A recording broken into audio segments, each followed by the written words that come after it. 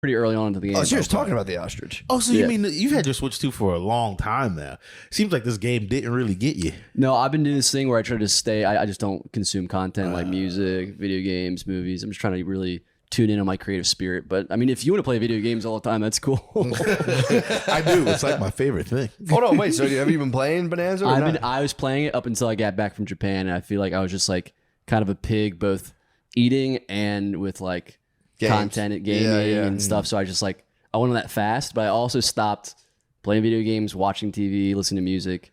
So you're still off pretty much content? I'm off.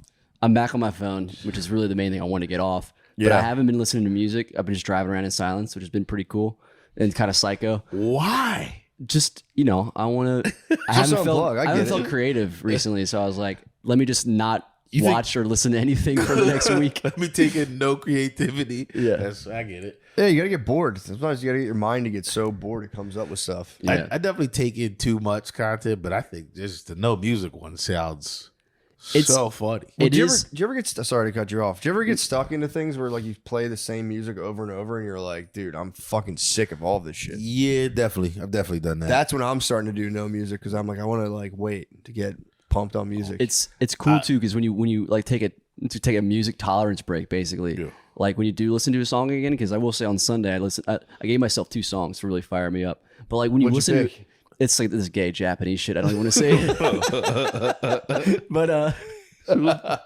but like when you do listen to a song after not listening to one for like a week, it does what the song's supposed to do. Like it gets you in that headspace and like it gets you jacked up as opposed to just being just like noise in your head. I wish I knew the song that you're like. I'll tell you after. I'll play it after. I mean, you can play a taste. It's free. I think it's what's it called? Creative Commons or something. When you bro, this is the gayest thing ever. Nah, I kind of want to hear this. Like even for Japanese stuff, it's pretty lame. Man, I thought the guys hated me last episode. They're really gonna fucking hate this episode.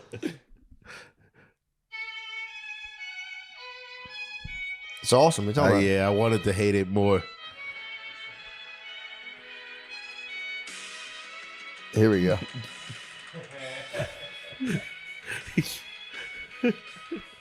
That sounds like it's and I'm just like walking like just so confidently down the street like this. I was waiting for the folks to come in. Yeah, that's nice.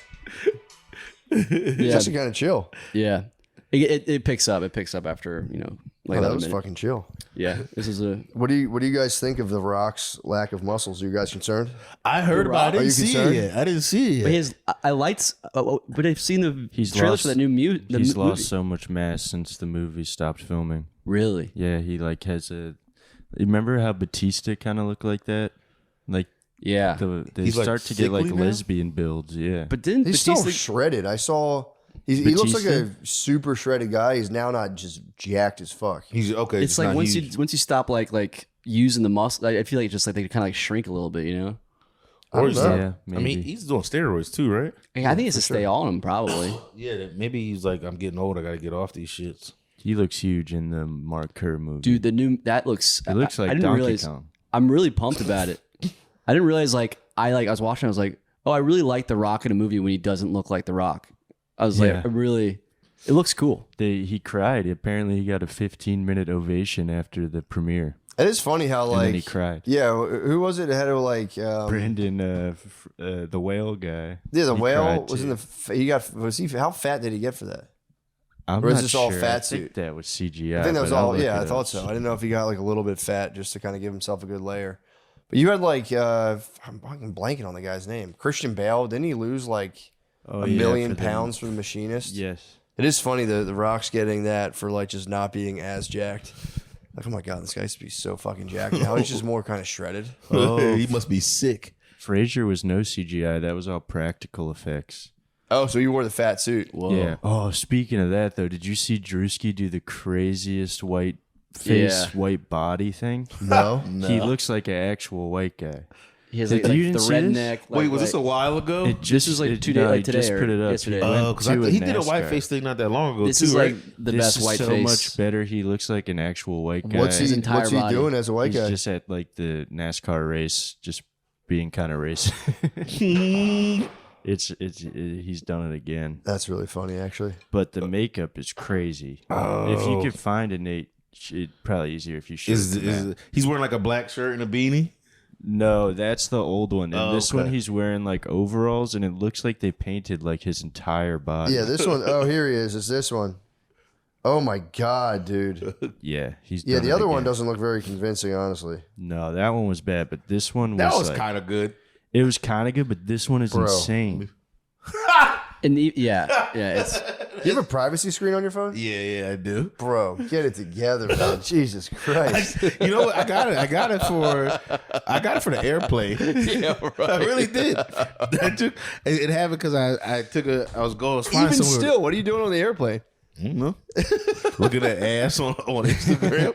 That's kind of fair, though. Yeah. Just open. I'll peek over the seat. If I see people slowing down on like slutty Instagrams, I'm like, what are you doing? Yeah. Ooh. And I'm definitely good for slowing down on the slutty Instagram. It is nice to have that screen. I feel like so often when I'm like in line for coffee is when like an Instagram, like it'll be to someone's just butt. I'm like, Or I open swear I'm Reddit not. and it's like, Yeah. oh shit. Yeah, But if you look at anyone's screen, which I do, if I see a screen out, yeah. for me, I'm like the NSA. I'm like, well, What you got going on over there? I have the right to look. I'm gonna keep an eye on you. Yeah. It is a lot of people being horny on their phones. Even like, you'll see old ladies like slowing on hunks too. I've seen that on the airplane. Where I'm Well, like, something I've been really like mad about recently is a lot of people will like make content, but they'll cut in like a really slutty video right before it cuts to their face saying something, and it'll be like other comedians and stuff. And I just have been just unfollowing them because I'm like, I don't need this trash on my. Yeah, it's Not trash. them, Yeah, not it's them, but trash. that's a new the marketing ass thing where shaking they'll do like a horny thing. Yeah, Or the thumbnail will be horny, but the video won't be. I don't like it when they do that. I hate when they do that. It really I pisses clicked me on off it when because the thumbnail when was they on. hoodwink me like that. Yeah, I don't like that at all. I don't know if I've said this before, but I've been reporting bad content. Have you been? Yeah. Like stuff like that that's misleading? Stand-up clips for the most part. If you don't like, Just if the you're fact just the like, this content's stinks. bad. Yeah, because it's an option. They give it to you. That's the first option they give you. Go report, and then it's all these like options, and the first one is I just don't like it. So that's what I click every time. So you're just cleaning your feed. I'm trying to, yeah.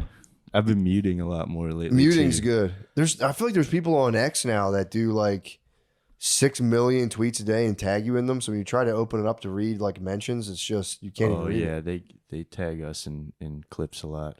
Yeah, but it's not even a clip. It's just this is just like I don't even know what it is. It's just like 40 million tweets about things that I don't even understand. It's like almost like a bot kind of. You think? Yeah, it seems like it.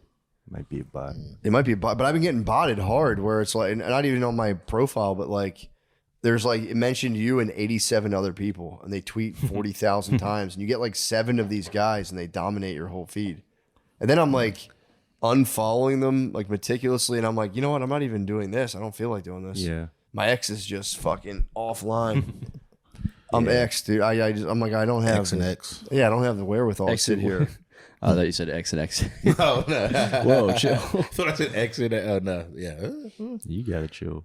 Yeah. That was too. That was you. That was you with the horny break. That's me. I'm sorry, Dude, We're on I- the subject. Speaking of horny failures, I saw maybe the biggest horny failure of all time, or maybe it was just a guy getting dragged into a bad situation. Did you see the picture of the dude whose girlfriend or wife took a picture with Chris Brown, No. like holding her stomach and holding like the small of her back, and then the guy's in the picture too.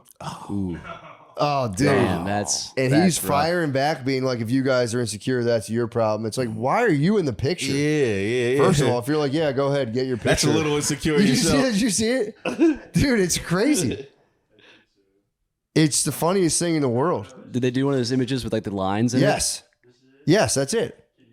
Oh man. And just, Oh, is he sitting down? he's standing. Chris Brown's sitting down. Oh, like, he's standing with his wrapped- hands in his pockets. Chris Brown, yeah, he's just hand in the pocket like a fucking family photo.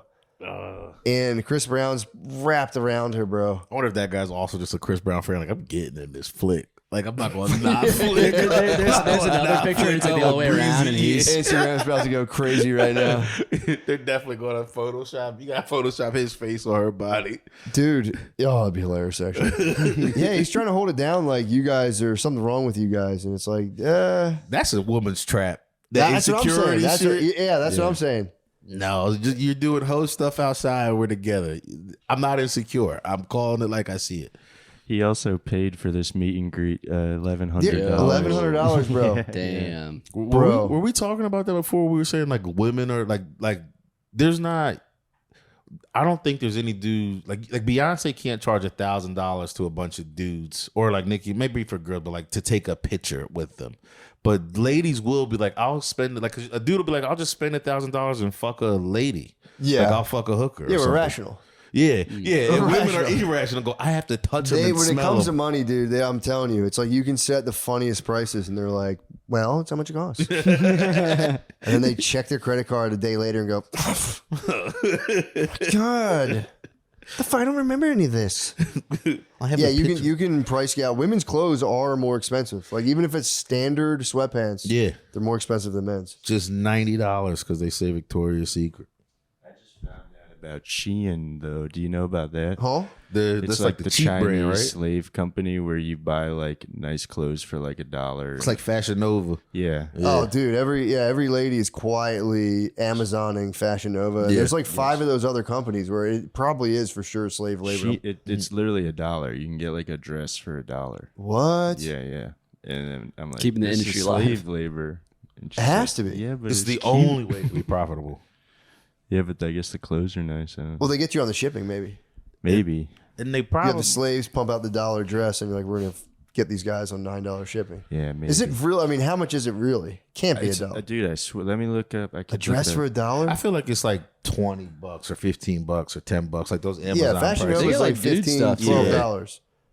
And then, dude, every time I watch, There's like, a how's lot this of dress? And I'm like, did you make that? It looks like fucking shit. It looked a lot better on the website. And then Yeah, my it's mom the gets best got on one. that all the time. She buys like a Chinese sweater and it's like this big. I was like, what the fuck did you like 2 months later after she ordered it? I'm like, what the fuck? They always bring you to the point where like, oh, I got ripped off, and then like 2 months later, it's like a heat activated mug where a picture appears when you heat it, and you're like, all right, dude, I could have used this on fucking Mother's Day. Thanks, dickhead. It's all like $5 to What? $10. Yeah, Get a dress.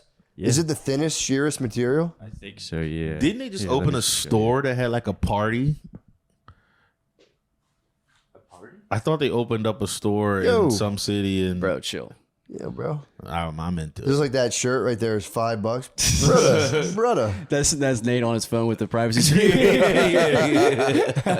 We just saw not button wrong. jean shorts. We just saw button jean shorts.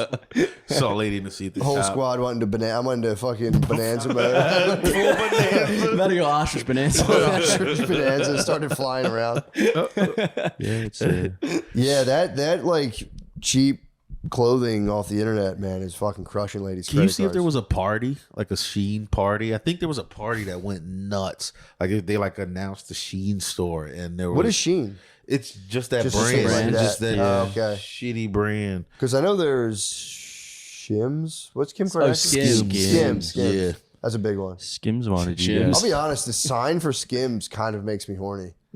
Oh, the It's like their color scheme, and I'm yeah, like, I don't letters, know what yeah. about. I like drove past the Skim store, and it was like you know when you're little and you go past Victoria's Secret, you're Yeah. like, fuck.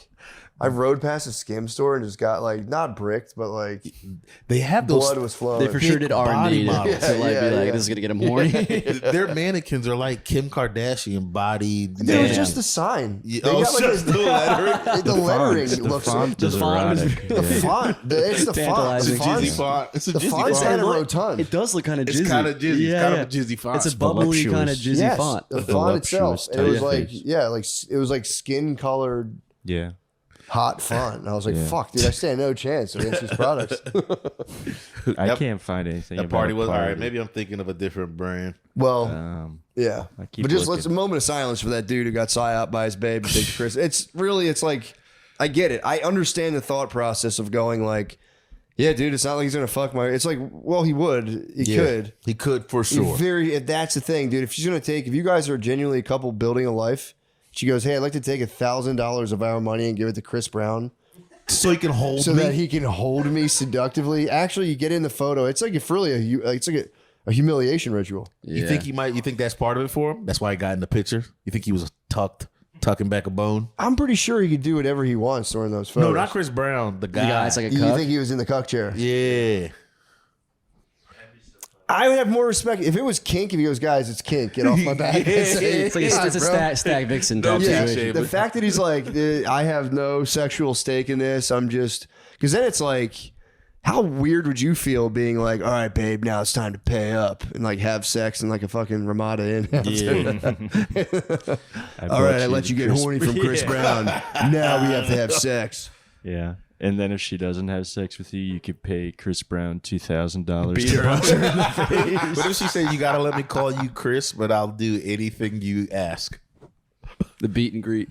The beat and greet. Okay, Nate asked a good question. She comes back. He goes, I'll call you Chris. I have to call you Chris, but you can do anything you want. Any request. If you've been journeying for butt stuff, you like whatever it is. She's like, if you're letting me call you Chris the whole time or Breezy, she's like, these are the two. Breezy would be all right, kind just of Chris. nice. I'll just No, I'd be Breezy. I might be Team Breezy. Breezy. I'd have to watch that Freaky Friday video like 20 times. I was just thinking of that. Just try to Freaky Friday yourself. I would do it and then go, I can't believe you made me do that. That's ridiculous. We need couples counseling. It would be a hard one to turn down. Like anything? Yeah, I'll be honest. I'd be dismayed and disheartened for sure. It would definitely be a bummer. It would probably be the last, like, if there was something that would ruin the rest, it wouldn't be like maybe right away, like this is done, but it would be the thing you're like thinking of every time. You're like, I can't believe we did that. I can't look at her the same anymore. Yeah, that would be terrible.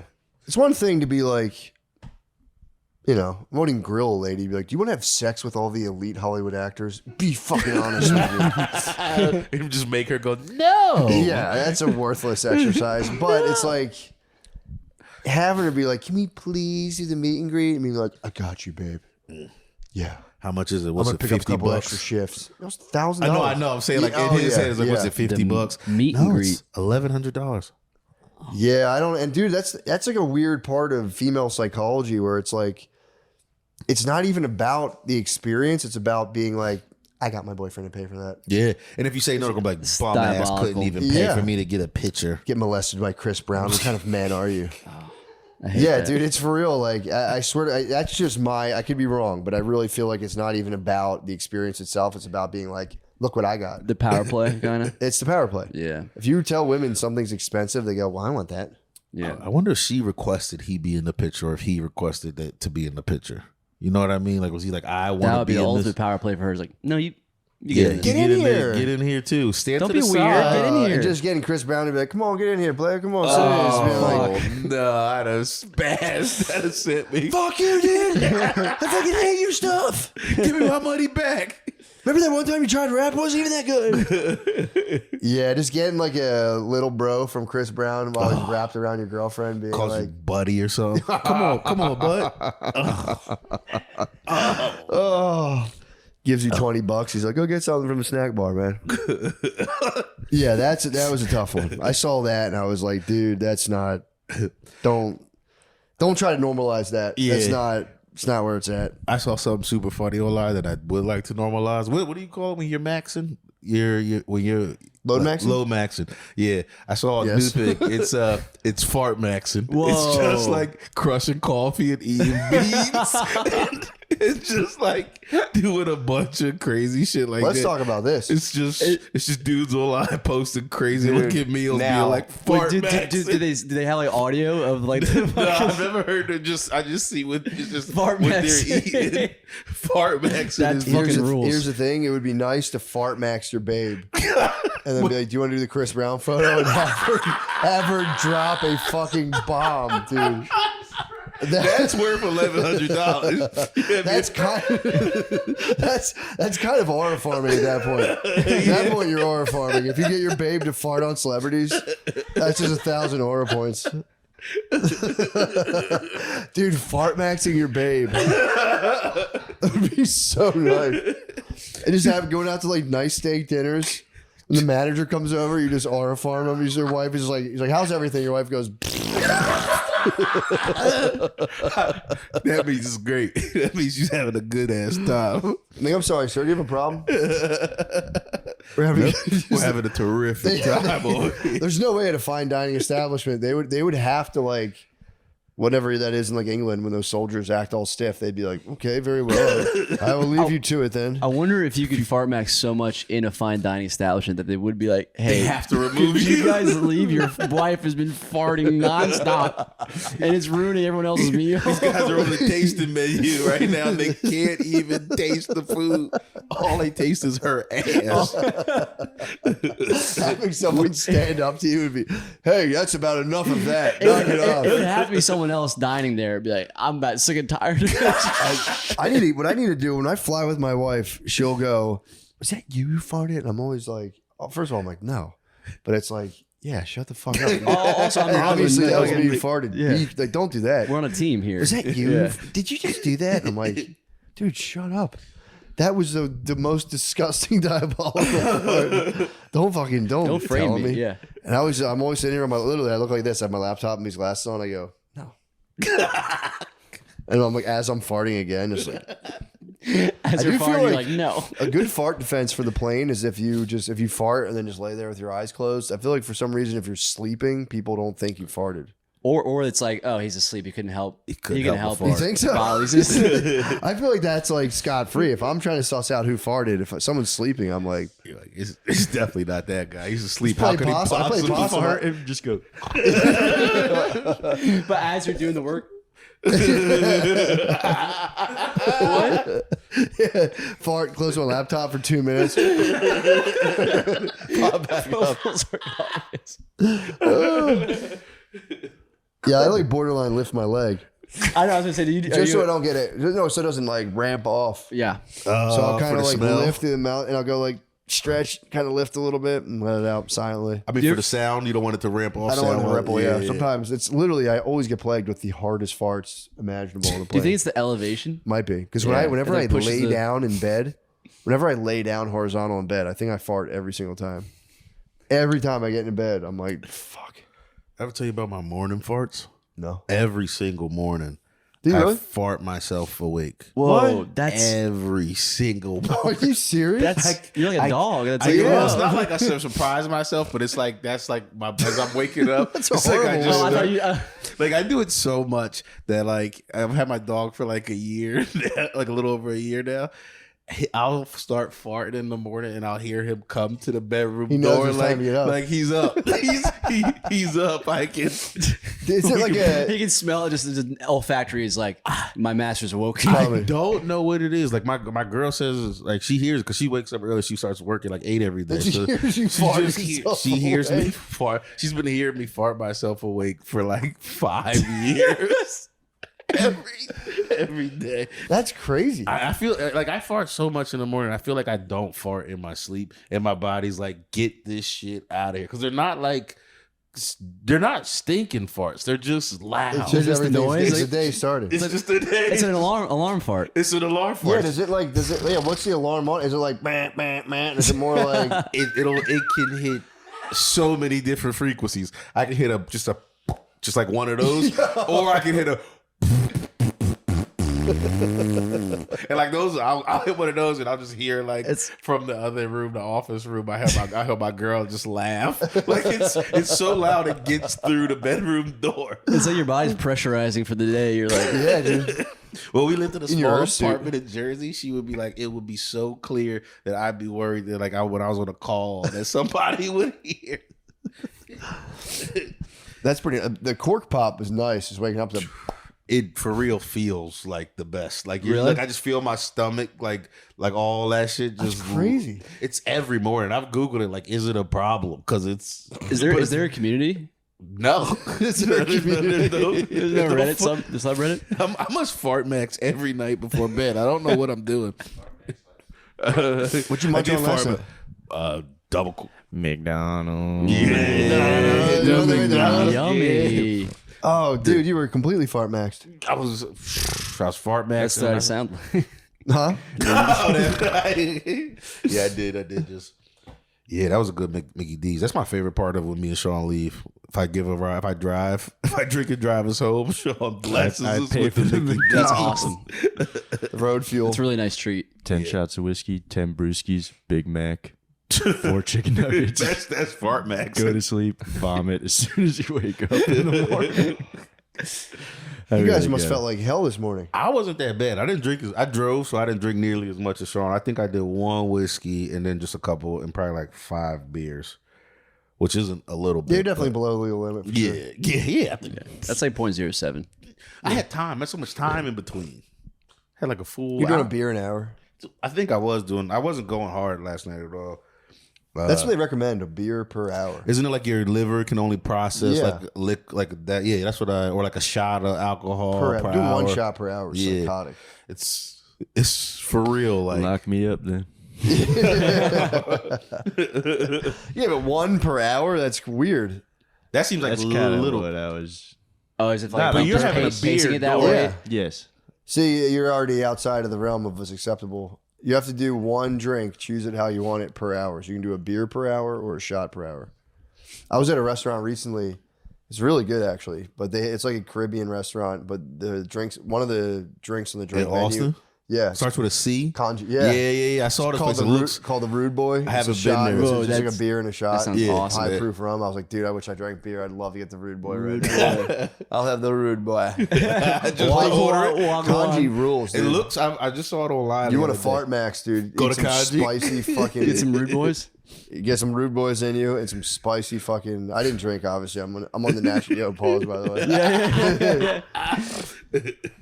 I'm I should pause myself. I think I was the one who said Rude Boys in you. Don't want to be a bati boy. No Bati boys. No Bati man. You guys want to do some Aztecs? Yeah. All right. Well, we did. You guys weren't here for chapter 3. I think I did chapter 2 and 3 with Josh. So I'm going to recap, guys. And again, if this starts to stink, just throw something at me. But I do. So this is chapter 4 now. It's called The Gambler Stakes All. Okay. And here's how I'll give you just to give you guys a recap. Did you guys hear about the main battle where Cortez was on? He like hit the one city, got out of there, and then I think he contacted the Aztecs first, and they were like, Montezuma sent an emissary. You guys heard that part, I think. Montezuma sent an emissary. Cortez was like, let me talk to Montezuma, and they were like, yo, here's a bunch of gold. Yeah. Get the fuck out of here. Yeah. But they started being like, fuck, the legend tells of Quetzalcoatl, which is like a white-skinned guy from the east who with beards, just like these Europeans. So he didn't know, Cortez didn't know, but he kind of shook them up. Yeah. With just his appearance. And so anyway, so he goes there. Because he reminded them of that, like, Quetzalcoatl? yeah, that Quetzalcoatl, that Is god. that a god? You said a god? Yeah. Okay, The prophecies kind of did foretell of a god, a king from the east, which Cortez told him, like, my king is from the east, and he wants me to talk to you. It's got to be nice. You pull up to a place that you look like their god. It's amazing. With Even some if you went to gold. India and you were like a 7-armed blue guy. Just like, what are the odds? Yeah, What are the the elephant fucking odds? man. You would have been like, whoa. What are the odds? So he goes, all right. He's there. Eventually, Montezuma sends word like, yo, dude, you for real got to get the fuck out of here. Yeah. And Cortez is like, he decides, I'm not. Takes the gold. He still has all this gold. And it's like, it's a fuck ton. It was like enough to set them up for life. Yeah. But Cortez wants all. He goes, dude, if this is what he's giving us, imagine how much more there is, or how much more there is. So Cortez then goes south to the Yucatan Peninsula, which is Mayan-controlled territory. I'm just recapping right now. Yeah. So he defeats the Mayans in battle because he goes and tries to like be peaceful traders with the Mayans, and then they're like, yeah, fuck you, get out of here. And he ends up doing battle with them. And dude, there was literally, I think the ratio was 800 Mayans to 2 Spanish soldiers. Yeah. But they had the horses, they had the cannons, they had had shit. they had metal, they had Yeah. superior technology. The Mayans like sick as shit was obsidian. It's like when we go to Afghanistan with Yeah, drones it and was fucked up. tactical weapons. He beat the shit out of them with horses. Is this where he gets the name, or did he have it before? Who, Cortez? Yeah. No, his name was Cortez. Hernan Oh, no, I Cortez. mean the Cortez the Killer. Is this not the same? Well, he barely. This is him just wetting his beak. Oh, yeah, he's not the killer yet. That was his first battle ever, by the way. Oh, whoa, that's cool. He went to Okay. the Yucatan Peninsula. He had really no military experience in terms of like actual battle time. And then dude, it was like, I forget, there's 300, 400 guys that he has Yeah. versus it was like tens of thousands of Mayan warriors. It had to be But crazy. they've never seen horses Just before. to have what? Yeah. Yeah. Oh, So my- it's like this is a crazy beast. Like Well, they thought they would watch dudes hop on horses, and they thought they were becoming one creature. So they were like, "This is fucking bullshit." Yeah. And they would just run, dude, full speed at those guys, and it was so broad, like steel broadswords, and just fucking And then they would like shoot arrows, and all the guys could just hold their shields and just like hide under their shields for a while. And those dudes were like, let them tucker themselves out and then send in horses and cannons. yeah, the first time you see your bros get turned into dust from a cannon, yeah, that's a bit crazy. You're just running full speed with an axe. And it also, You see like arms flying in the Yeah, air. they just turn to mist. it also didn't help. So once they conquered, again, we're still recapping, but once they conquered that like area in the Yucatan, which I think another Spanish guy tried to conquer and just got absolutely just fucked up. Once he conquered that, Cortez went back to the plaza where like they had originally met, where the Mayans were like, get the fuck out of here. And there were these trees, I forget the name of them, but they were like sacred trees to the Aztecs or the Mayans. And Cortez went all dramatically and was like, this is and he started chopping the sacred tree with his sword. It was too big for him to cut down, but he just started like thwacking it. And they literally thought those trees held up the sky. They thought a lot of stuff held up the sky. So they were like, they just got defeated, like embarrassingly, like literally 800-2. Yeah. But really it was like 400 to 10,000. And hopefully that math works out. I make a fool of myself. But they just watched him like thwack their sacredest tree and nothing bad happened to them. So they were like, for real, like what is even what is even life right now? Is crumbling. Yeah, the whole like worldview was crumbling. So then Montezuma dissolved. So he's under the what was the word? The sponsorship of this guy Velasquez, he was like under his tutelage basically to go and find pretty much like resources and slaves. Mm-hmm. But Cortez went bad, going, fuck this guy. I'm setting off for myself. Like, I'm not telling him. I'm going to like try to find my own land here. Because he wanted to get on the Columbus tip where Columbus had Hispaniola. Yeah. So he was like, this guy's sending me over here on like a bullshit mission, but I'm going ham. And I'm going to do so good that I can just deal with this later. So when he's over there, he has the golds. So he goes, fuck it. He does a weird legal trick. Because apparently he was like a trained lawyer. So he sets up his own settlement. It was called Villarica de la Cruz. So it's like the rich place of the one true cross. That was the name of it. That's still Veracruz is like, kind of founded that. Really? Of the cross. Veracruz means of the true cross. That's cool. Kind of Cortez. That's all Cortez. It's down like just that name. Yeah. Okay. He went down and brought it down there. But he now it's a yummy. So he did this weird legal trick where he like sent all of the loyalists to Velasquez. So his crew was like, 450 people. 200 of them were loyalists to the guy, his patron, who sent him. We're like, yo, we got to do this mission for Velasquez. Then he had his own loyalists, and he was telling all them, like, dude, fuck Velasquez. So he sends them all out, the loyalists. He goes, yo, go look for a better spot for us to set up camp. And then with his own boys, he's like, we're going to dissolve our legal binding to Velasquez by founding our own settlement, but I can't vote for it, so how about you guys talk amongst yourself and like elect me as like grand president over the whole thing? That's cool. So he does this weird legal trick that was like kind of frowned upon, where he like just cuts Velasquez out, and then the dudes get back to find out what he did, and they like spaz, and he like he had to DP them, disciplinary them, and so this is all the recap, and then amidst all this turmoil, because they're like, dude, let's just get the fuck out of here, man. We got the golds, like yeah. Let's fucking bizhounce and go back to Velasquez and like maybe he'll give us some of this. And Cortez was like, fuck that. So then in the midst of all this turmoil of just another type of dude, it wasn't a Mayan or an Aztec. It was a big fat chief who comes up and like learns of Cortez and invites him to come chill. And Cortez ends up obviously showing him that like he's the fucking goat with all of his military technology. So the fat guy is like, yo, we fucking hate the Aztecs. He literally had servants that held up his belly. He's like, oh, I remember this. Yeah. He's like, we hate the fucking Aztecs. If you guys help us take out Montezuma, we can get you probably hundreds of thousands of soldiers of like, Mayan and otherwise soldiers. Because the problem was the Aztecs would tax everyone in Mexico. So you'd have a village and like every 3 months they'd be like, yeah, let us get like 40 of your friends and we're going to chop them up on our altars. So people were getting pretty sick of that. You can imagine. Yeah. Getting pretty sick of that. So, all right. So the recap's done. Those are like sacrifices for the gods. Yeah. Oh, dude, it would be like boys. They would like dismember little boys, girls. Yeah. They get once if you didn't have enough kids, they would just take dudes' wives and be like, "Yeah, we need your wife. We got to chop her fucking head off." Just fucking bullshit. So so the alliances are struck, and the whole time, by the way, Cortez is still pretending to be Montezuma's boy, even though he's actively rallying this 100,000 person army to go and take him over. And he's accepted all this gold.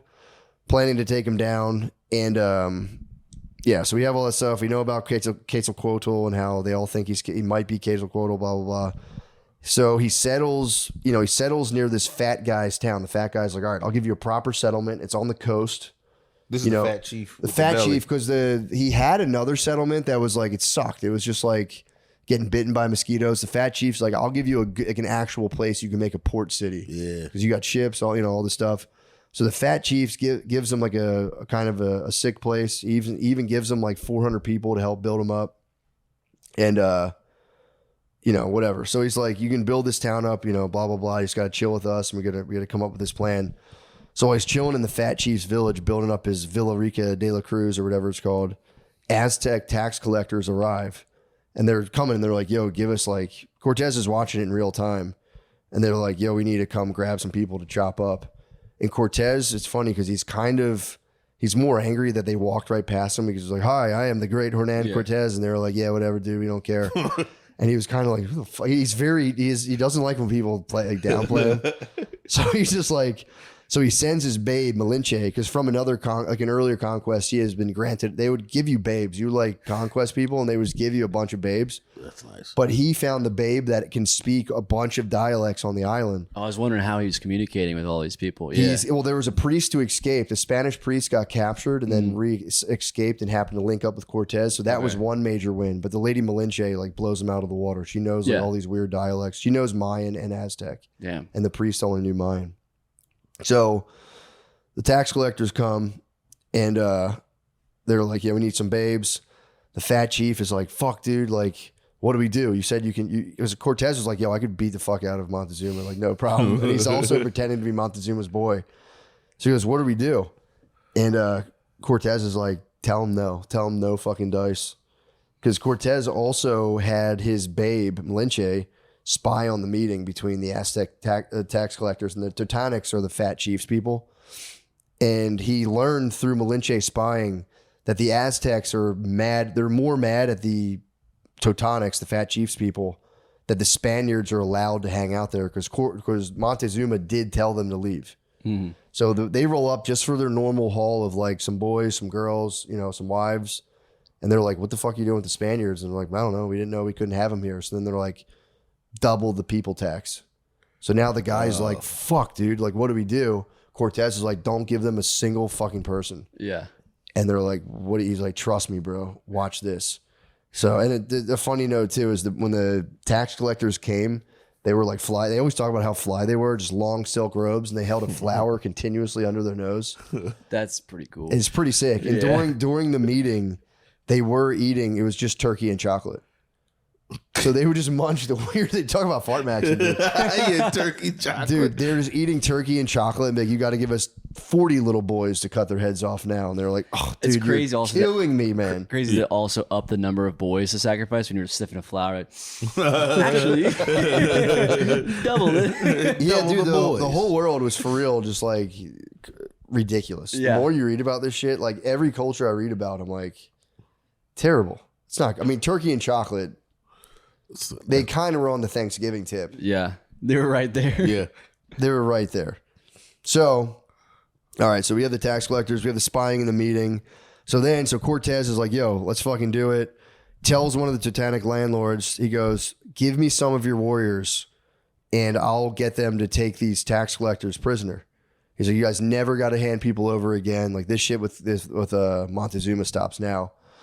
And they had to get people fired up. Bro, they were super stoked. And he took all the tax collectors, but these tax collectors also too, like when you would go to another village, you would roll up with like 200 servants. So they only grabbed a couple of the tax collectors, but the attendants just ran off to report directly to Montezuma as what was happening. And this was like death penalty for the whole village stuff. So he's like, fuck. So then that night, Cortez, this, sneaky little double agent he is, goes to the Aztec nobleman and he has Malinche translate being like, these guys are fucking assholes, dude. I don't know what the fuck they're thinking, disrespecting the great and powerful Montezuma. Piece of shit. And he goes, honestly, dude, he goes, I had nothing to do with this. And I'm frankly kind of pissed that these guys would do this kind of thing. He goes, yo, I'm boys with Montezuma. He goes, I'll see to it you guys get released at once. But just, put in a good word for me. Cause Montezuma was like, you got to leave or I'm going to fuck you guys up. Yeah. He's like, Montezuma knows me. We're cool. When you guys get back there, just tell him I got his back and all. And I like looked out for you guys and hooked you up. He goes, I'm going to free you guys tonight. You report back tomorrow. I'll free the rest. So the Chiefs woke up, the fat Chiefs wake up the next morning and they're fucking furious. And Cortez has to be like, what the fuck? How the fuck did you let these guys escape? You guys are fucking idiots. Dude, he's doing circles around them. He's like, are you guys fucking serious? He goes, dude. He goes, look. And the Chiefs were like, let's just sacrifice these guys right now. Because it's like getting higher ups and sacrificing them was like higher sacrificial. Yeah. It was just like a better sacrifice. So like, this would be a good use of these guys. And Cortez is like, you guys can't handle it. You guys are going to fucking lose them. So give them to me. I'll lock them on my boat. We have actual chains. I got these guys. So then the Chiefs are like, fucking fine. You can have them. Cortez puts them on his ship knowing like, I'm going to take these guys up and free them tonight. So then the word gets back to Montezuma and Montezuma's fucking furious. He's like, how dare these people do this shit to me? And then he learns that Cortez kind of saved the day. And like everyone, because the servants tell him like, yo, this is fucking bullshit. And the noblemen get back and like, nah, Cortez is actually pretty chill. He like saved us. He really loves you, Montezuma. Huh. And so Montezuma goes, all right, send back another huge haul of gold just to say thanks to Cortez. So Cortez now doubles. Double gold. It's already a huge gold stash. Yeah, he's fucking these guys. So Cortez, they think the whole time the Totanics are like, yo, we don't have to pay people to Montezuma. This is amazing. Cortez has the fucking dudes on his boat, which he's going to free anyway. So like, all right, we got these guys locked up still. The Totanics are like, yo, Cortez freed us from Montezuma. And meanwhile, Montezuma's stoked on Cortez being like, dang, he's kind of a fucking good dude and I owe him one. So Cortez is right where he wants to be. He's playing these guys like fiddles. So now he finally, with all that stuff out of the way, he establishes his town, like finally gets it set up, June 28th, 1519. And this is like his first colony. He founded the first colony in New Spain and basically, Mexico or whatever. So he's like, all right, this is sick. He's buzzing around. He's chilling with the attendants. He's banging Malinche. Him and Malinche are just like getting to know each other better because they had like a nice couple of days where they're just like chilling now that like all the biz is done. Malinche's the translating lady. Yeah. Okay. She's his trans babe. Yeah. No. She's his hot trans babe. Fuck me in a different dialect now. So now, everything's going cool. He's getting settled. Some fucking drama pops off. And this is actually genuine bullshit. So one of the Totanic chiefs, the fat guys, rolls up and tell Cortez, like, yo, dude, like, we need your help. The Aztecs are so pissed about us not paying the tax collectors. They're ravaging one of our villages because of like the shit you told us to do. Place is 25 miles away. Can you come help us? And Cortez is like, yeah, for sure. Rounds up his entire cavalry of 15 horses, gets like 2,000 of their warriors. He's like, let's go fuck these guys up. Then he gets to this village. It was called Chinga Pachinga, which is fucking hilarious. He gets to Chinga Pachinga and he just sees women and children being drugged out of their houses. People are just like being slaughtered, looting all the food. And he's looking around. He goes, dude, there's not a fucking single Aztec in sight. This is Totanic on Totanic violence. Yeah. And they like thought they could trick Cortez into like smashing one of their rival clans because they were like, oh man, they just had a border. They had like a territory dispute. It's like, we're going to trick this Cortez into like beating the fuck out of our enemies for us with all of his sick ass horses. Cortez figures it out and he's like, dude, he sends the 2,000 warriors home. He goes, I'm going to deal with your fat fucking chief when I get back there. Squashes the beef with all the soldiers. And he goes, dude, tells the Chinga Pachingas, he goes, look, you guys are safe. Your stuff's all getting returned. So now the Chinga Pachingas are like, dude, this is our savior. Yeah. So now he has 3 groups of people being like, this guy fucking rules. So he rolls back home on his horse to have some words with the fat chief who, obviously tricked him into like smashing his enemies. And then as he like was watched people getting literally probably raped and pillaged. And he's watching people having their stuff taken. This was native on native. He goes into town. He sees one of his own men strolling out of a native's hut with a chicken in each hand. Yeah. God knows what he did in the hut too. Yeah. Exactly the kind of pillaging he's forbidden his men to commit. And now he's dealing with it on the other side. And he orders this guy to be hung in front of everybody. His own guy. He goes, this is fucking it. I'm putting my fucking foot down. So they string this guy up, Drop the noose. Dude's dangling, almost dead. And then there's with the Smollett. Yep. Hit him with the real Smollett. But then this guy, one of his high-ranking boys, Pedro Alvarado, pulls up and goes, Cortez, what the fuck are you doing? Because Cortez had a hot temper. Yeah. So Pedro cuts the rope, and the guy's name was Moriah.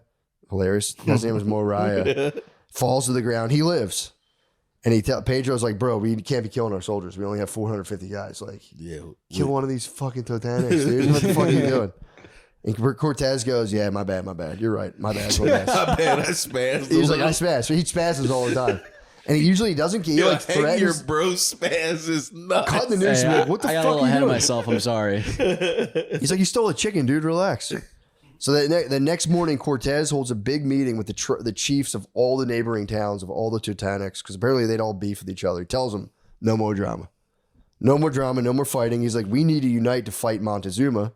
So he makes these guys shake hands, which is funny because they never shook hands. They didn't even know what shaking hands was. Yeah. So there was like a totally meaningless gesture. They were just like, okay, whatever. They do like, we just chop kids' heads off when we want to bond with each other. So he goes, all right, guys, shake hands. And he's like, obviously, like whatever your guys is like, I don't know, your religion and like the way of life you guys have here is fucking, it sucks. Now he's like, I'm pushing the fucking pedal on Christianity. Yeah. Pedal to the floor. No more fucking idol worship. You guys, we can't have this shit. So through Malinche, his translating babe, he tells the Indians, no more human sacrifice. No more robbing and pillaging each other, and no more sodomy. That was a big one. Dude, apparently, I didn't know this. Apparently, according to many sources, the native Aztecs or Mayans, all these people, these Indians would dress up little ladyboys and use them as prostitutes. So like at nighttime, there was a huge ladyboy scene in like pre-Christian Why'd they go Mexico. ladyboys instead of just sluts? That's the question, bro. Because I don't know. Maybe I don't know. They would just pimp out ladyboys and like party down at nighttime. That's crazy. So at nighttime, it would just be the ladyboys. I know. You could literally do whatever you wanted back then. Yeah, you're like, no, we need them to be ladyboys. And that was like the prostitution scene. Yeah. So maybe there was a weird rule against pimping women, maybe. Because they had women slaves they definitely probably pimped. Yeah. But that was like after you would like chop up little boys and kill dogs in a temple, it was ladyboy time. So he was like, and you would butt fuck little boys dressed as girls. It is weird that those kind of go hand in hand, like ritual sacrifice and that kind of stuff, and then fucking ladyboys. It feels like the same type of. The Venn diagram is pretty. Historic. After the party, it's the after party. Yeah, it's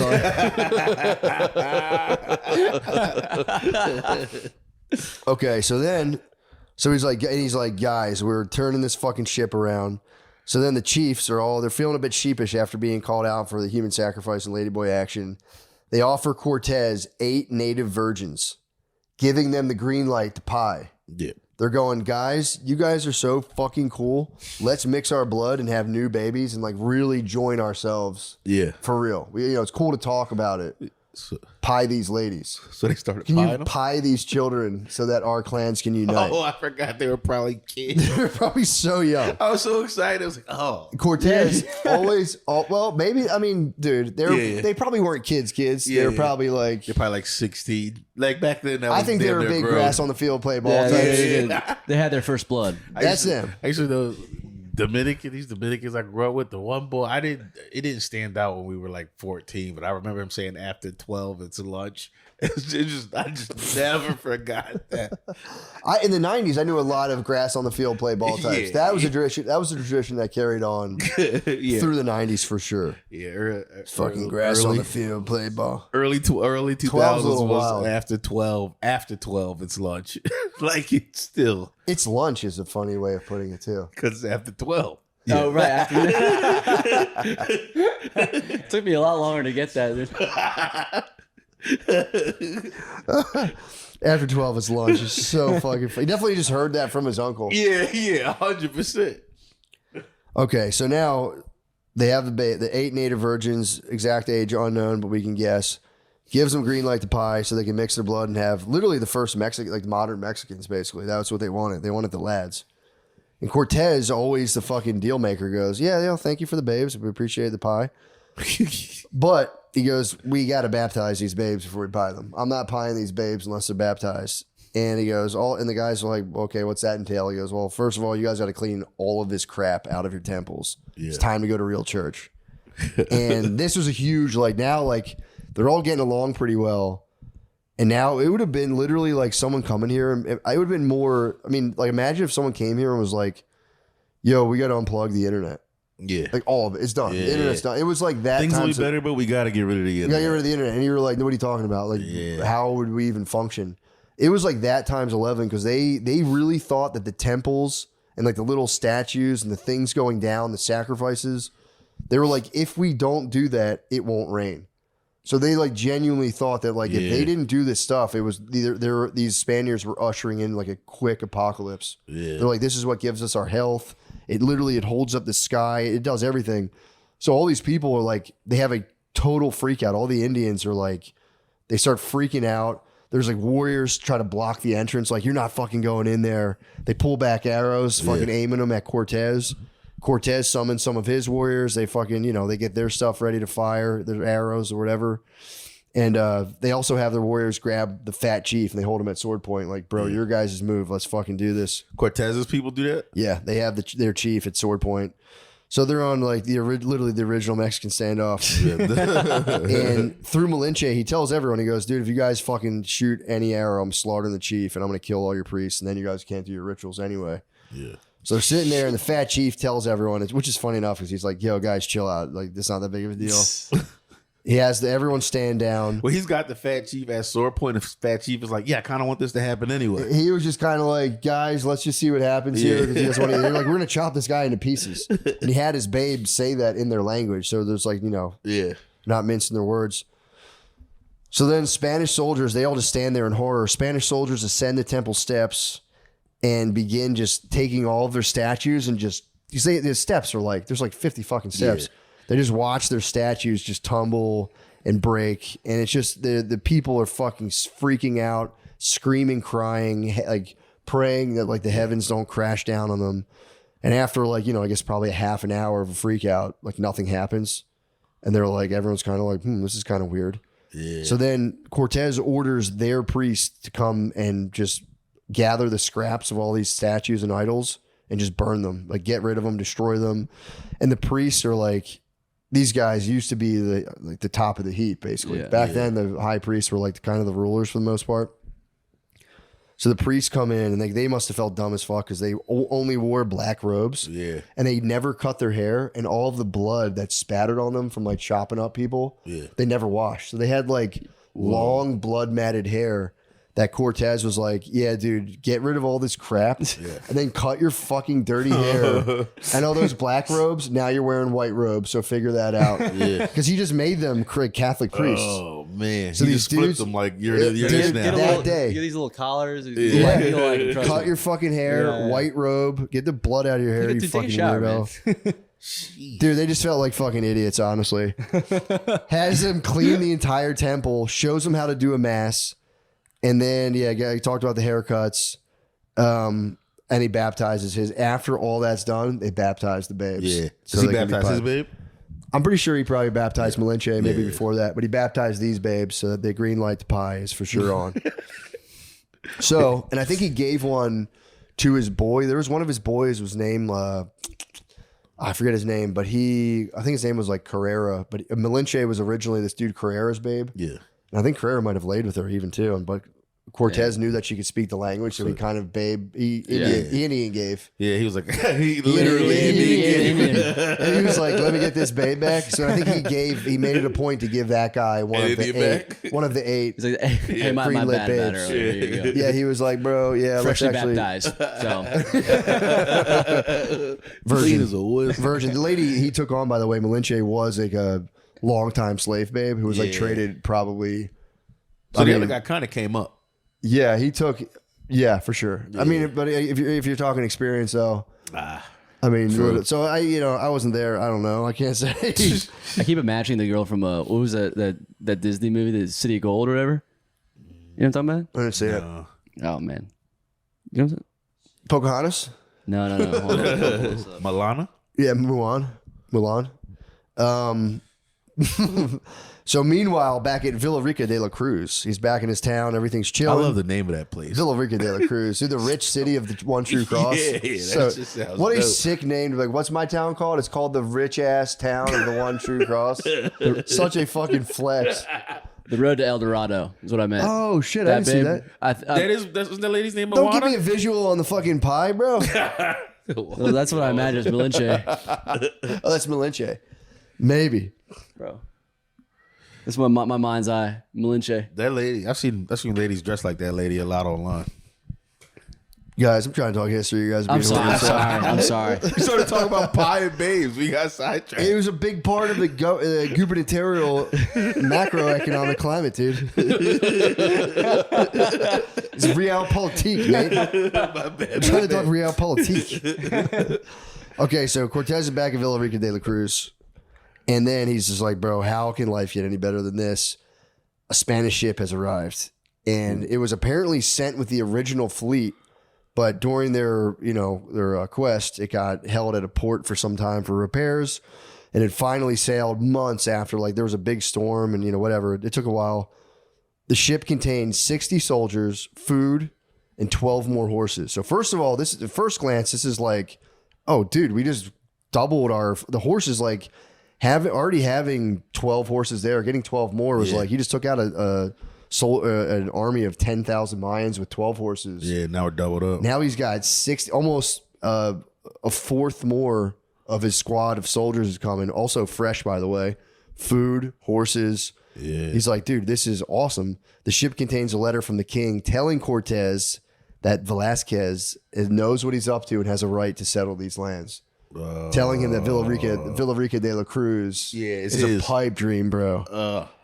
Telling him that's, How'd he find out about that shit? Somebody must have sent the letter or some shit. I don't know. Yeah, it's probably a letter dispatched. Probably the guy that got hung. He's like, I'm gonna fucking tell him. There were loyalists. Yeah. So it could have been, I don't know. It could have been anyone. So Velasquez, or maybe Velasquez is like, that motherfucker hasn't sent anything back to me. He's settling lands. He's for sure settling all the land. This was like hangable offense. Where he was really being a bad boy. So Cortez acts quick. He dispatches his boy, Porter Carrero. That was a guy's name that he granted the most nubile babe to pie, basically. He gives him Porter Carrero. He goes, yo, you're my truest fucking boy. Again, I'm sorry about pinching Malinche off you. But I needed her. He sends him and a few others as fast as possible to Spain. And he takes all that treasure. That's like the one thing sustaining like the morale. He gives every ounce of treasure that Montezuma has given him. And he puts it on that guy, Porter Carrero's ship, and goes, go give this, because apparently they were supposed to, any treasure they took, it was called the royal fifth. They had to give the king a fifth of it. Yeah. That was just his tax. So any haul, you had to give him the royal fifth. Cortez goes, give him all of it as kind of like a flex. Yeah. And he goes, yo, dude, this is just a fifth of what we have. And there's so much more here. Give me license. This is my settlement. Help me cut Velasquez out of here. Yeah. And then he goes, I want to give you a haul that's truly fit for a king, dude. The king's fifth is bullshit. Take it all, brother. Or whatever is, I don't know what his, I think that's what it was. He was just kind of like, bro, this is imagine the royal fifth. This is everything. It's good. Something that's actually going to like astonish the king. Yeah. And he goes, there's so much more here. This is like chump change to these people. And he starts firing off letters as fast as he can. He actually wrote a series of letters to Charles I. That was the king. They're known as the Letters from Mexico, which is like, it's like written in a book. It's like a little collection you can read of this guy just like passionately pleading to the king to being like, please don't let this guy come hang my fucking ass in my cool new town. So then I'm working on something. But here's the thing, dude, sending all the treasures deep in the pre-existing rift between the Velasquez loyalists and the Cortez loyalists. Because then they're going like, bro, you just fucking shipped off all of our we could leave with that today. Send the king his royal fifth, break off Velasquez, and still probably be set up for fucking life. Yeah. Fuck you, dude. Like, so he made all his people pissed at him. He pissed them off. He pissed them off so much that some of these guys conspired against him. And they were like, by the way, too, it's like these guys had wives and kids in Cuba where they came from. Yeah. And they were like, bro, I want to get back to my family, dude. Yeah. You're going to make me die. And they were like getting destroyed by mosquitoes, with like guys who are chopping little boys up at night, being like, I don't want to live here. Yeah, and those pies probably aren't as good. There's as only back 8 home pies. There's 8 pies to go around. They were sharing. I don't know if they were pies. training. Yeah, there were actually a lot of servants, and I think those poor female servants. There was always like 12 of them that cooked. I don't even want to think about what happened to them. Yeah. So they were like, dude, we wanted to kind of take this treasure and just get the fuck out of here. And Cortez is like, and now it's the cat's out of the bag. They know Cortez is going to conquer. So I think Cortez was like, yeah, dude, we'll leave. Like, give it a couple more days. We're out here. Let me wrap up a couple loose ends. So now, like, his designs to go inland and conquer Montezuma against who knows how many soldiers he has. They're like, we're going to fucking die. So they were like, dude, we're sick. The weather fucking sucks.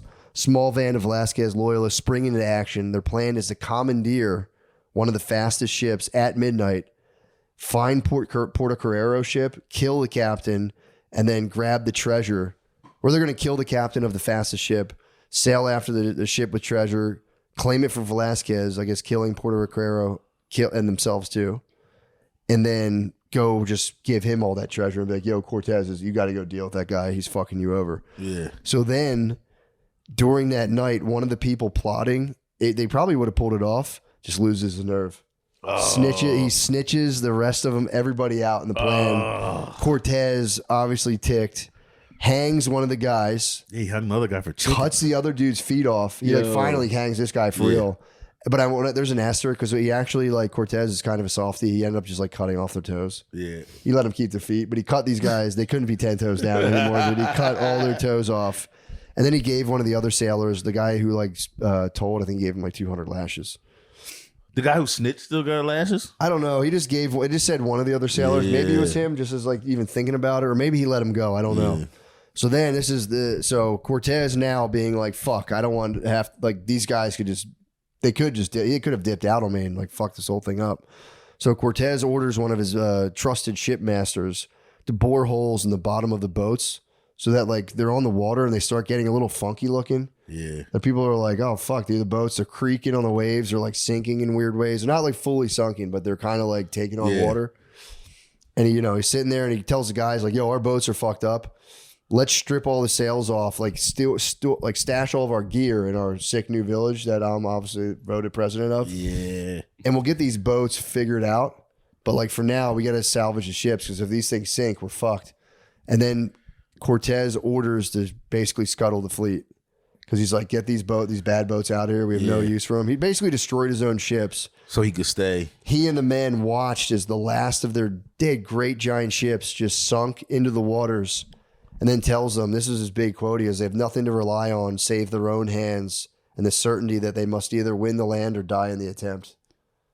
So then he's like, guys, we have to defeat Montezuma. Yeah. This was also an ancient Chinese tactic where like apparently Chinese soldiers would do a thing where if they were losing in battle, a general would keep ordering retreats back, but make them retreat towards a river. Yeah. So that they'd eventually retreat towards a river to get the most out of your guys, where it's like, well, if you go into the river, you'll drown. Or you can just fight to the death knowing you're going to die either way. Yeah. And apparently it would like work well for Chinese people. They would like fight harder. They would fight harder and sometimes win. The general would put their backs to the river. Yeah. Damn, dude. It's a dickhead move, but kind of. Cortez did this to his own men. He goes, guys, we can't get off. What are you going to swim? Burn the... I'm a meat breakout survivor. And it's not pretty. Because you panic and you make it worse by trying all these other things you read about on the internet. And your meat just gets worse and worse. Oh, I just not to stay on the subject of meat. I know, dude. I had a horrible meat moment the other day. What happened? I was trying to like I was with my girl all day, so I was trying to like rizz her up all day, doing a little flirty shit here and there, moving around, get myself charged up, get her charged up. Nice, but I don't know if I like gave myself I think I gave myself blue balls. You got too charged up. I got too charged up. Hold on, what were you doing to get her like hyped up? Just like flirty shit, like grabbing her ass and shit. Grabbing her ass, Yeah, for sure. Just flirty stuff, grabbing her ass. Hit titty squeezes, like we're walking through a store, like nobody's around. It was all day. She was in the center of the Minotaur's maze. and just like out of nowhere, like mid fuck, my balls started like for real hurt. I no homo, Sean. I thought of you. I was like, I hope I'm not going through. Yeah, Sean during sex. That's kind of Well, crazy. he's fucked up balls. Yeah. Oh right, yeah, I know. He's a fucked up ball, fucked up asshole survivor. Yeah. I'm nuts aware. in my I'm butt. sorry. I've had a And my dick gut, rash. my gut, my nuts, and my butt are all fucked up. Really? Yeah, my gut's pretty bad today. Is your gut still fucked up? I mean, I drink. It's mostly caused by copious amounts of Irish whiskey. Yeah. Today I vomited in the morning. Oh man, Yeah. that stinks. I had too much to drink last night. Oh, My But favorite. my butt and my nuts are okay. That's good. that's good. My favorite visual where you can tell Sean is like he's crossed the line is he'll just start his head will go down and he'll just do this when you talk to him. You'll be like, so and so's fucking a dickhead. He'll be like, He's trying to hang on to conversation. I had far too much to drink at the Noctis last night, but it was a good Noctis. Dude, Noctis. Noctis was crazy last night. Yeah, it was so fun. Thank you for doing yeah, it. thank you again. True man. who's who of Austin comedy. I'm kind of bummed I wasn't there. I should have pulled up. My bad. It was the green room was so fucking packed. Dude. It was crazy. Damn, It dude. was a powerful green room. Sorry, I went to a Bible study instead. No big deal. Did you really? I actually did. Nice. Yeah. How'd it go? It was good. I mean, it was like the first meeting, and it was like just like half like awkward dudes and half like kind of awkward chicks, and then like a handful of like really Co-ed. Yeah, it was co-ed. It's pretty cool, but it's funny because people instinctually like split the room just by like boy and girl. Did they really? No one wanted to mix at all. Yeah, it was like a high school dance. Yeah, not even. It's like a middle school dance. How long do you get? Like an hour?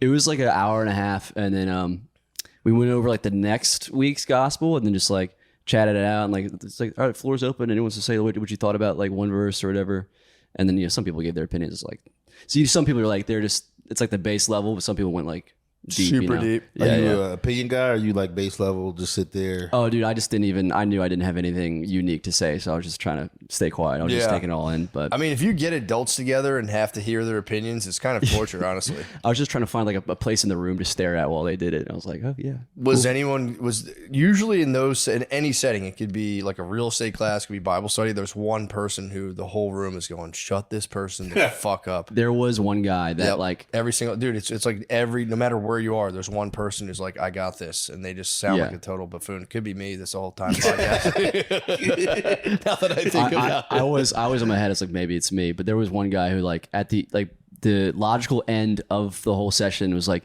this just made me think of like a Bible verse. Let me pull it up, and then he just like reads like a 3-minute long thing, and it's like not about anything we had just talked about, and we're like, yeah, thank you for sharing, man. sick, dude.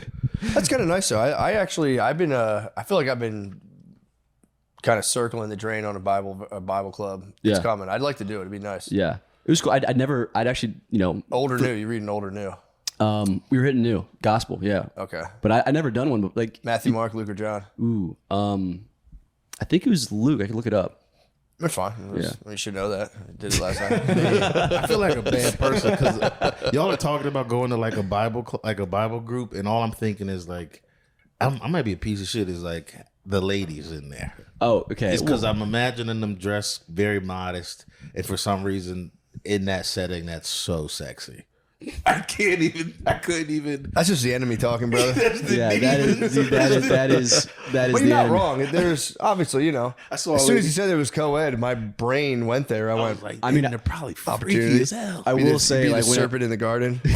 when I was in there, I just like someone walked in, I just clocked them. I was like, yeah, I mean, I'd marry you 3. So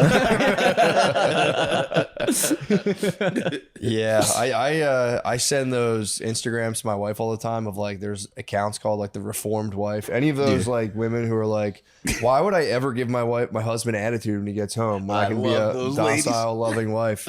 And I just fire him off to her all the time. It's the best. is it like the ones like they're like, oh, let's like live on a farm and like drink Yeah. raw milk and stuff? Yeah. But it's like some of them, it's not even a video. It's just like a quote. A lady, it's like, it'll be like, yeah, I could act like a big brat in my house, but I choose not to because I love my husband in the Lord. And I'll be like, send. And I go, yo, this is so funny. Read it. It's like, I was just like laughing or whatever. Or you should probably read that. It's hilarious. We can laugh at it together. I'm like, but I mean, it does have a point though. It's kind of crazy. Dang. So you're at Bible study. Yeah. Didn't know about Noctis. I did know about Noctis, but I was like, you know what? I Chose agreed. the Lord. I agreed to do this, and like this is what God's will was, is for me to go to this. True. And not to go to the Who's Who. Yeah. But then I will say, I left and I saw like Tim was on. I was like, oh, that'd be cool to go see. Oh, fuck. I went to Bible study. I was like, that's what God intended. All right. Nah, the Bible study rules. Yeah, it was cool. It'd be nice to read it and be like, just didn't hit that hard. Just be in there and be like, I don't know. I just remember this being better when I was younger. I remember there was a moment when like they asked us like, what do you think about this passage or whatever? And people were trying to say like, oh, I think Jesus is saying like this thing represent this. Like he gives it an analogy. He's big on analogies, obviously. And he does like, he says like something about some tower, building a tower. Like, I think the tower represents this. I think it represents this. And I was like, I don't think it represents anything. I think just using examples to see how ridiculous the prospect of being his disciple without giving up all your possessions is. And then they're like, yeah, for sure. All right. You scored. Do you remember what the passage was? I would love to have a take. It was the him talking about like you can't follow me. I'm gonna butcher it, but it's like you can't follow me without hating your father, your mother, your brother, your sister, your wife, even your own life. Like if you want to be my disciple, you have to like take up your cross and come after me. And then like the rest of that, he gives like examples of his it. name and stuff. That sounds like God would say, "You just a hating ass bitch." Yeah. Well, he's just like, you gotta love me. You gotta love me more than everyone else. Is basically saying, yeah, more than your mommy and daddy. Did you do that? Would I love? Could you give up your mommy and daddy for God? Yeah. Not my mom. It's not even giving up. It's like relative to them, it should be higher. I would think it was a trick. If he was like, give up your mom. If your mom was a God-fearing woman, she'd want you to give her up. She would definitely say, give him. And I'd be like, but mom, like, yeah, but fine, mama. I won't call you anymore. But that's all I had to do. Not a big deal. True. Next time, if I haven't heard from you in a while, I'll be like, yeah, well, read the fucking Bible, all right? God asked me to not talk to you. God told me to hate you. I'm sorry. No, there's a book called, I think it's called Light Through an Eastern Window, where they go through, it was a guy, I think from India, who went through the Bible, and like there's weird little sayings that you only understand if you're from like an Eastern culture, because they really, yeah, there's like the fish or whatever they pulled out. There was like money, and like it was money instead or whatever. Isn't that a Bible story where they like find a fish, but it actually contains a bunch of a ring in its mouth or something? I'm not sure. Sounds like a hood story. No, I swear to God, I think Find that's a bag. Sean, you look that up, dude. Is that a Bible story about a fish that like you pull it out and there's a bunch of money inside of it? That's the black seed oil. Looks like the AI overview says that it's in the Gospel of Matthew. Yep. To avoid tax collectors, Jesus told Peter to catch a fish and open its mouth to find a coin. Yeah. So there's really a fish. No, but there's actually a fish in the East that is known for swallowing shiny like jewelry, and fishermen would catch them and pop it out. And that was the story. It's like, I don't have any money. And Jesus was like, go fishing right now. There's gonna be and he pops a ring out of the fish's mouth. But apparently there are fish in that like area that they're known to swallow jewelry. If you catch them, sometimes a fisherman will like pull a jewel out of their gullet. That's cool. Yeah, it's a whole book about it. It's pretty cool. He goes through like every single little thing and explains like, well, this is what they actually mean by this. He gives like real world examples of like just like weird shit. Like you read in there, you're like, why the fuck would somebody do that? Yeah. But apparently there's a reasons for a lot of it. What's got you wanting to get, because you said you were like circling the drain on starting to join a Bible study. What's got you there? I don't know. Just a chat vibe, dude. Just read vibe. Read vibe, it was really chat nice. vibe. Yeah, it's one of the chat vibe. I just want to chat vibe, bro.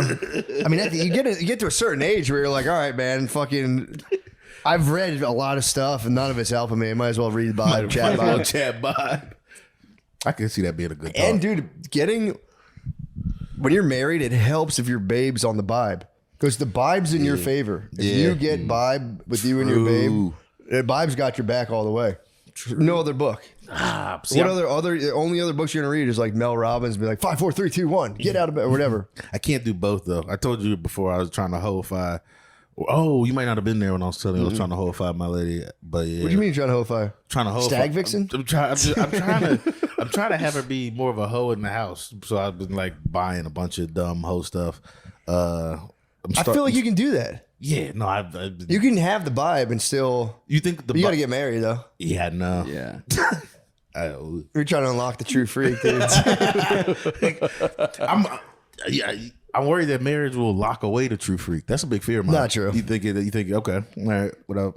I mean, you're saying you kind of want her singing for a supper. Yeah. I feel like once she gets everything she needs, she's like, nah, true freak going away. She'll start wearing sweatpants around the house. It's a delicate dance. No way, dude.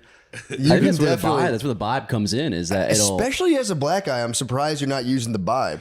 I feel like black guys can lean into the vibe harder than anybody, and it just, I don't know, man. It looks good on you. It might be too late for me to, but because it might look phony though. You think if I get into it right now, clearly not a vibe guy, and just go like, no, I'm full vibe now. Hey, the Lord works in mysterious ways, bro. Yeah, yeah, you can for sure. It would be a good excuse to get a Jesus piece. I've needed a Jesus peace excuse for hey, man, my whole life. I'm right there with. I'll go shopping with you if you want to do that. I need to get one. Jesus I got a pieces. wood one. I need to like a. You want a wood one? Oh no, I have a wood one. I need to. Ice it out. Need to get a gold. I want True. to get some gold or some silver or something. Ice that thing out for sure. Let's ice out our Jesus pieces and get some. Yeah. No, I feel like it's a nice thing. I don't know. I don't have time for it right now, but yeah, it'd be nice to fucking get in a circle and talk vibe. Yeah. Go back to my babe, be like, yo, we actually talked about it. You're supposed to be a lot nicer around here. You going black church, white church? I'll go wherever. But honestly, I think I'm going full Mexican church. Mexican Hey, vibe. I mean, that's my church, brother. It's a Mexican yeah, vibe. That's a Catholic church, man, more or less. Oh yeah, they're going to always be Catholic though. Yeah. But Mexican Catholic church is a whole different vibe. It's like a party vibe. I wouldn't say party vibe, but it is a different vibe. Like I've been to a few misses in Espanol. It's pretty cool. It's fun to be like the one white guy in the Spanish mass. Like they're like, you're one of the good ones. Wait, what is it called? A mise? Mise, yeah. What's that? It's just mass in Spanish. Oh, really? Mise in Espanol, yeah. Damn. This episode is brought to you by Viore. How many pairs of pants is too much? A pair for the office? A pair for the course? When does it end? Luckily, the Meta Pant from Viore can do all of it. Can do it all. I feel like it's ideal for the golf course or office, but also stylish and comfortable enough to wear all day. I was thinking the same thing, Matt, because it's made from durable 4-way stretch fabric for all-day comfort. Think about that. Is it? Most pants are 2, maybe barely 3. 4 is crazy. So I've got a couple 3-way stretch pants, and I go, this is not enough. So I need 4 ways. Need a completely North, south, east, west stretching. Hula hooping. And it transitions seamlessly. Very moisture wicking. How do you think about it as an investment? How do I think about it as an investment, Matt? Viore is an investment in happiness. I didn't even think about that. Okay, and right now you can get 20% off your first order and free shipping on any U.S. order of $75 and free returns. So get the MetaPant now at Vuori.com/secret. That's VUORI.com/secret. Exclusions apply. Visit the website for full terms and conditions. Oh yeah. But What is it? I doesn't the word Lord translate to like hombre or something funny in Spanish? I'm not sure. I've seen it on a screen. It's like the word, huh? Caballero. Yeah, he translates it caballero. Yeah, isn't it just like guy? Caballero? Yeah, it's like cool guy. I swear to God, I saw that one time and started laughing. Senor, that's what it is. It was senor. I saw it on there and it was like It's just all the Bible just says senor. Senor, capital S, senor. Save me, senor. Yeah, it makes me laugh when I see that. Damn. Well, that's good. Well, yeah, I mean, look, we'll figure it out. Yeah. But I'm telling you, man, I might go black guy vibe circle. It could be the move, honestly. I mean, it sounds like the most fun. The Book of Exodus could get a little spicy in there. I'd be like, look, guys, it's happening to everybody. Wait, what the hell's the Book of Exodus? It's when the Jews are escaping slavery. Oh, look at this. What the hell? Worldwide institution, turns out. Just kidding. I'm just kidding. I'm joshing. I would never violate a black Bible study with right-wing talking points. I bet you get in there, it's probably more of it going on than you think. Oh, dude, big time. Yeah, dude. Yeah. Black people are conservative. I swear to God. Like every black person you talk to one-on-one hits very conservative talking points for the most part. But it'll happen, and then I'll be like, that sounds like some Republican ass shit. And then people are like, no. I know. No. It's like, I don't know. Yeah, maybe. I don't know. It's not as much. It's not like hardcore Dem line, though. Because they're racist. Black people are racist as hell. I can confirm that for sure. I'll confirm it. So racist. Yeah, that's like my favorite thing. I know. It's like my favorite thing to be racist. It is nice to be like kind of allowed to as well. I think we're losing it, and You are. bums It's sadly- me out. sadly it makes you're losing me it. for real mad. Yeah, white ladies are taking it from you guys. White ladies are taking it from us, and like we're not even allowed to be racist against like other types of like we used to be able to make fun of Chinese people To their face. to their fucking face. I've seen it. And now we just can't without being monsters. Yeah, 2020, 2021 kind of did a number on that one for you guys. Yeah. Yeah. Middle Eastern guys who own shops. I mean, Post 9/11, I used to see some horrendous displays in Dunkin' Donuts and just sit there and be like, God damn, lady, you are fucking nuts. Yeah, they literally, yeah. Between like 2001 and like 2020, it was perfectly acceptable to call like an Indian guy Osama to his face at Dunkin' Donuts. It wasn't even like being funny. It was like almost like Poppy for Spanish guys. Like, yo, Osama, put cream cheese on my bagel. Dude, I mean, if you want to get back on like some of the Asian hate and like the Chinese hate, just go to Japan. You can just openly be like, yeah, the Chinese are loud and dirty. oh, and they get fired up. Yeah. That's nice. And they'll be like, yeah, I agree. Loud and dirty is so funny. They do it everywhere. And huh? rude is a big one. I mean, so Well, I've it's heard. also how Asian do you have to be like Chinese people? Fucking loud as hell, man. I can't. That's pretty differentiate. nuts. Yeah. These guys are out of fucking control. It's weird when you do see them, like when you're in another Asian country and then you see a separate group of Asians in that country. It's like, all right, I can start to see. You can start. Yeah. So if you're in Japan, did you see Chinese people? Yeah, they're usually in groups. They're usually in groups and they're usually talking pretty loud. Serious, hilarious. Like, and they just don't even like there's a line to something. They're like cutting. They're like, they Can don't. you that visually here. tell? I'm not the best. Okay. I'd like to say that I am, but then I think we did a test last time I was on. Oh, yeah, and I yeah. failed about 0 to 100. Yeah, Butterly was crushing it. Butterly really crushed it like really well. Yeah, that was pretty nuts. Yeah, that's interesting. So they go to kind of. Do you think that's kind of a flex though on Japan, where there's like, They're just going to visit. yeah, but they're here and we're gonna get loud as fuck and. I guess that's one thing I didn't realize. Like going to Asian countries, it's like, oh, I forget. Like this is just a place anyone goes to. Like, of Yeah. course, Asians from other countries would go here on vacation too. I was like, Yeah. oh, it was a weird thing for me. I don't know. Got to be interesting though, because I know for a fact there's the Asian on Asian beef. I mean, it's Asian they've on got Asian on crazy Asian beef. beef. Yeah, 'Cause they've it's got- Koreans don't like the Chinese. Koreans kind of sweat the Japanese. They're like they're kind of fucking cool. I think I'd hear there's a them shift. they would give it up. They're The two shift best. is They're the two best Asians. I think for the me. younger generation likes the Koreans a lot more in Japan Really? because like K-pop and all that stuff. Like it's like they're like the cool hot like cool young Anime's whatever. not like blending it where it's kind of even It's like though. yeah, I guess it's kind of even that way. Yeah, yeah. okay. With like the kind of younger generation. South Korea is kind of crushing it too. I hear Seoul is like the coolest place ever. I've just never. Yeah. It's never been my steez to go to. Korea. Yeah. I don't, I don't like the food enough. The food sucks. Korean food Yeah. fucking stinks. Bulgogi, great. Everything else, I wouldn't eat. I've had bibimbops. They're not bad, but that's where China has them spanked. Chinese food fucking crushes. But is it. it real? But not real Chinese. It's the shitty Chinese food that's the best shit. Dude, real Chinese food's awesome. Every time I've had like authentic high end Chinese food, I was at a Chinese person's house at a graduation party in high school, and they gave me the real stuff. like homemade. I think they love to real gatekeep deal. the real shit from yeah, us. so they give us the MSGs, dude. Yeah, I mean, but the MSG is so the round freaking house. It's nice. so good. Your body processes it in 10 seconds. Shit's perfect. Yeah, I wanted to ask you because you're on the righteous path. From what maybe it's just what Tokyo is to me, but it seems like a super horny place. How do you maintain? You can buy panties and vending machines and shit. Yeah, but I'm not a fucking freak. You know, I'm not like I'm like yeah, but like, nasty. it's like I've never wanted to do that even here. If that was available here, I wouldn't do that. You wouldn't just see, you can't. Whoa, you don't even got to take it out the thing. Oh, nice. I wonder. Oh, she had some. I might not open it, but I'm gonna keep it in the little plastic thing it comes in. I mean, yeah, no, you're not. I'm calling bullshit on that. I'm saying bare minimum. Bare minimum. I'm doing it. Yeah, I'm I calling, mean, it's a horny place, but it's also a very like They have titty milk bars. yeah, but it's also so separate from. real?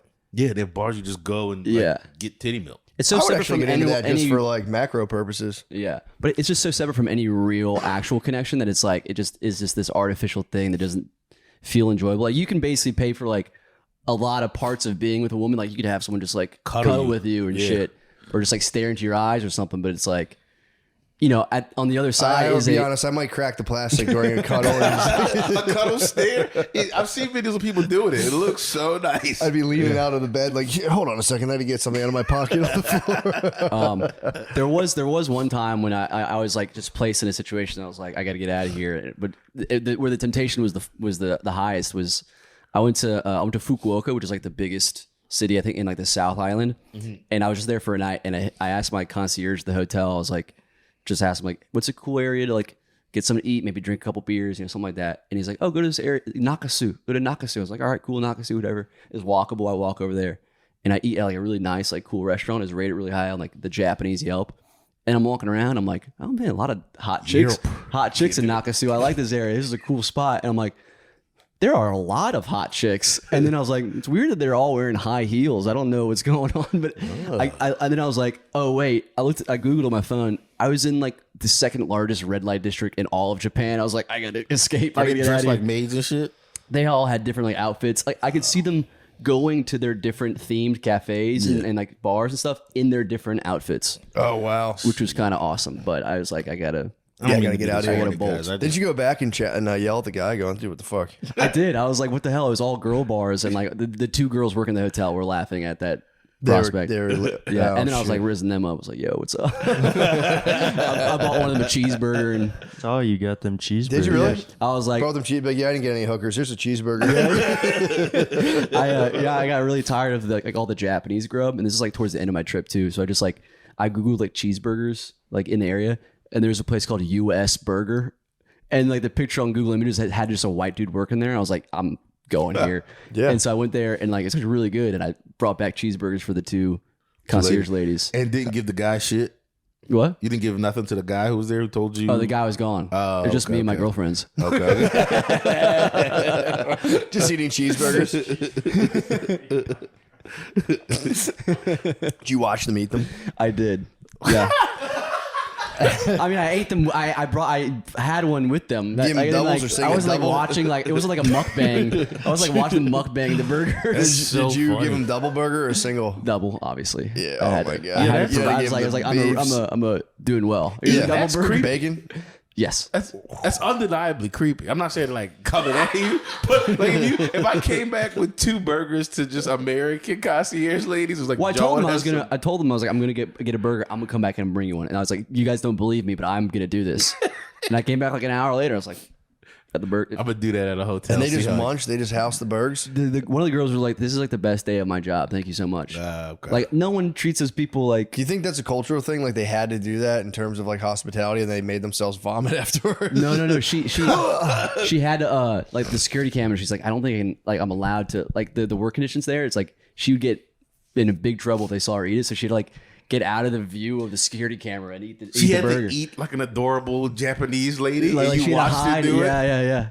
And I watched. And where'd you eat the burger? What? You just ate it in the lobby on CCTV? Stand it up. True. It did cross my mind. You could abandon your post and come eat I this know. burger. I was like, with this me. is a test. The cheeseburger did bring down my defenses, though. Then what did the other one do? She so it ducked out of the way too and munched the burger. Yeah. You clearly had your eyes on one of them. I also couldn't handle that. I was like, I gotta go back to my room right now. Yeah, Too much charge it stimulation. up. That's pretty cool. I didn't know you did that. That's awesome. Yeah. Are you still no fapping? Yeah, but I don't want to. talk about that. Okay. We don't talk I've said about it, plenty bro. of it. I'm not gonna talk about Still, I that. mean, what's the Bible quote, dude? If you're fasting, don't tell people about it. You're fast, bro. I mean, it is what it is. It's not even. I don't even think about it anymore. We just fucking crush burgers with ladies, dude. That's a high tea move, by the way. Thank you. I thought so. I was really Brought you pumped. girls? Yeah, brought your ladies burgers. I brought you girls some burgers. I brought you some meat. I went out hunting. I brought you some meat. Step out of the camera and take a bite. Motherfucking money from hanging out with all those whores. Yeah, you did go through a whole. You came back charged up from looking at all the hookers. Went to spaz when a guy saw ladies and just was like, "I'll buy you burgers." I will provide for you. That is tight. They got to see your righteous fury come back and say, "How dare you, sir?" I was actually kind of pissed. I was trying to be funny about it, but I was like, "What the fuck?" It was all girls bars, which is like send me to the hookaroos. Yeah. He might be the first guy that he's ever had pissed come back pissed from that. Well, because I guess he clocked me. He was like, "This guy wants a hooker." Well, so then back to Nate's question, it does seem like it is pretty normal there. Yeah. It's the culture there is so weird with like you think Japanese people like kind of innocent, don't do bad like that much bad stuff anymore. Yeah. But they like cheating on your wife is like a totally like acceptable. It's a very normal like the cheating culture there is almost like. Yeah, I mean, I don't love her. It's fine. Like, it's almost like... Yeah, but you can't talk back to, like, your grandmother. Yeah, it's like... So it's you weird. could, like, go eat a stripper's butt, come back to Thanksgiving But you got to dinner, respect Obasan. Check the boss on. Yeah. I mean, that's fair. But they sell, like, at like, the convenience stores, like, they sell, like white shirt... Like, they sell, like, white shirts and all this stuff. That, like, they sell, like, the base level, like, undergarments and stuff you need to, like, when dudes go cheat on their wives, they can just change into it. And they even... A lot of the places, like, some of the... Like, the brothels and shit... Or like love hotels, they'll have scentless shampoos and stuff that you use. So like your wife won't be like, Are you serious? Yeah, they're really big on the cheating game over there. I kind of knew they figured it out. They figured it out. shampoo that's kind of a deep cut. Yeah. It's crazy. My buddy told me Come that. out I of was the like, wash, smell like VO5. You're like, damn it, dude, our technology sucks. How do you fight the fight all day then? What? Like, how do you fight the good fight and stay on the straight and narrow? While I was in Japan? Yeah. Or do you? I mean, I was just munching and drinking with the bros at bars. Oh, that sounds perfect. But I was going to bars. I was going to like the izakaya, which aren't like, it's not like there's not gonna be young girls there. It's just a bunch of old dudes and just regular guys off of work that I'm just like, I was just drinking with them and just my running joke most of the time was just saying like, I was with a buddy and I was just like, he's gay. I said he's gay in Japanese, and they fucking love that shit. So gay jokes crushed there. That's all. Really? Yeah, me and my buddy Connor were just going around calling each other gay for like a whole night, and made dudes laugh every single time. That is better than getting asses. Yeah. Fuck pussy. We're My just gonna boy's call each other gay. Everyone's like, Yeah, it was awesome. I'm thinking about the reverse of that. It would be the funniest thing. Just at a bar here, the two Japanese dudes walk up, clearly visiting. He's a gay. I would lose it. But like my pronunciation's really good, so it's like imagine the Japanese dude only speaking Japanese and then perfectly enunciates, "I'm gay." Like that's basically. That was the move I was pulling in Japan. It was undeniably hilarious. Yeah. Dude, any culture, just guys love a good gay show. Oh, dude, you brought that down to Mexico way. They would fucking lose it. Oh, it's so funny. This episode is brought to you by Prize Picks. Football is back, baby. You know what that means. More beer, more bad takes, and more chances to win big on Prize Picks. Yeah, I'm going to put in some quick lineups on the app. Yeah, we have them already. Yeah, I got it right here. What you got there? I already on it. Just cooked up a lineup. Right now? Yep. Just did another one. What? It can't be that simple. It is. Pick a couple players, go more or less on their stats. That's it. Oh, wow. This is like ordering food. But instead of cold fries, it's cold hard cash. Exactly. There's no snake drafts, all right? There's not even spreadsheets. Just tap, lineup. And deposits? Smooth. Doesn't feel like I gave my bank info to a guy named Kyle on Discord. Man, it feels good, doesn't it? All right, I'm in. This rules. You know what else feels good? Putting my knowledge to the test on Prize Picks and getting paid when I'm right. Millions are already playing and billions have been paid out. Well, yeah. Plus, it's available in 40 plus states, including California, Texas, and Georgia. So pull up, lock in a lineup, and pick with us all football season long. Download the Prize Picks app today and use code DRENCH to get $50 in lineups after you play your first $5 lineup. That's code DRENCH to get $50 in lineups after you play your first $5 lineup. Prize Picks. It's good to be right. Matt, I'll tell you, I'm looking at the picks right now, and what you got? These are almost like gimmies. I think they're trying to give away some money over here. Just looking at Eagles Cowboys, they got the line set. I mean, first off, you want to win some cold hard picks, pass yards. Dak Prescott at 0.5 yards. I'm going to say he's going to pass for more than 1 yard. Yeah, that's what. That's just Prize Picks having fun. Just hooking people up. Also, I think he's going to pass for more than 200. 199.5, and I think Jalen Hurts is going to have more than 212.5 pass yards. I mean, these seem... See what the guy can do. I will say this though, a funny thing is I've seen a group try to do that with Aaron Rodgers, his first game. They said, "Do you think he's gonna have more than 1 yard?" Towards Achilles on the first play. But hopefully that doesn't happen here. True. Anyway, thanks, Prize Picks. Thank you. Oh, speaking of gay guys, I watched the Juicy Smollett doc. Dude, what's the news? So he's innocent? What's going on? Yeah, it's Did he produce it by himself? I think he might have produced it, and there's so many little things about it that bother me from the very beginning. At the very beginning, he comes out and it's like a kind of dramatic walkout. It's over the shoulder. It's a dark room. He's always, before Like the one-on-one shot of it, like the documentary like interview straight shot? on, but they got him walking up to the chair, and he's trying to look a little disheveled in it. Yeah. like you still got money. He does strike me as a master manipulator. He really is going through that. Like, I mean, even when they went back to like the clips of him crying during the interviews, he had like a cut that looked like he was a refugee. He went from like his beautiful curly hair to like, I'm gonna get no shape up, cut low. He's looking rough. Looking He rough, went for like the Rick intentional. Rubin kind of look. Yeah. Like even worse. Like I don't know, like the Nigerians he was trying to frame, or he would not frame, but you know. Yeah.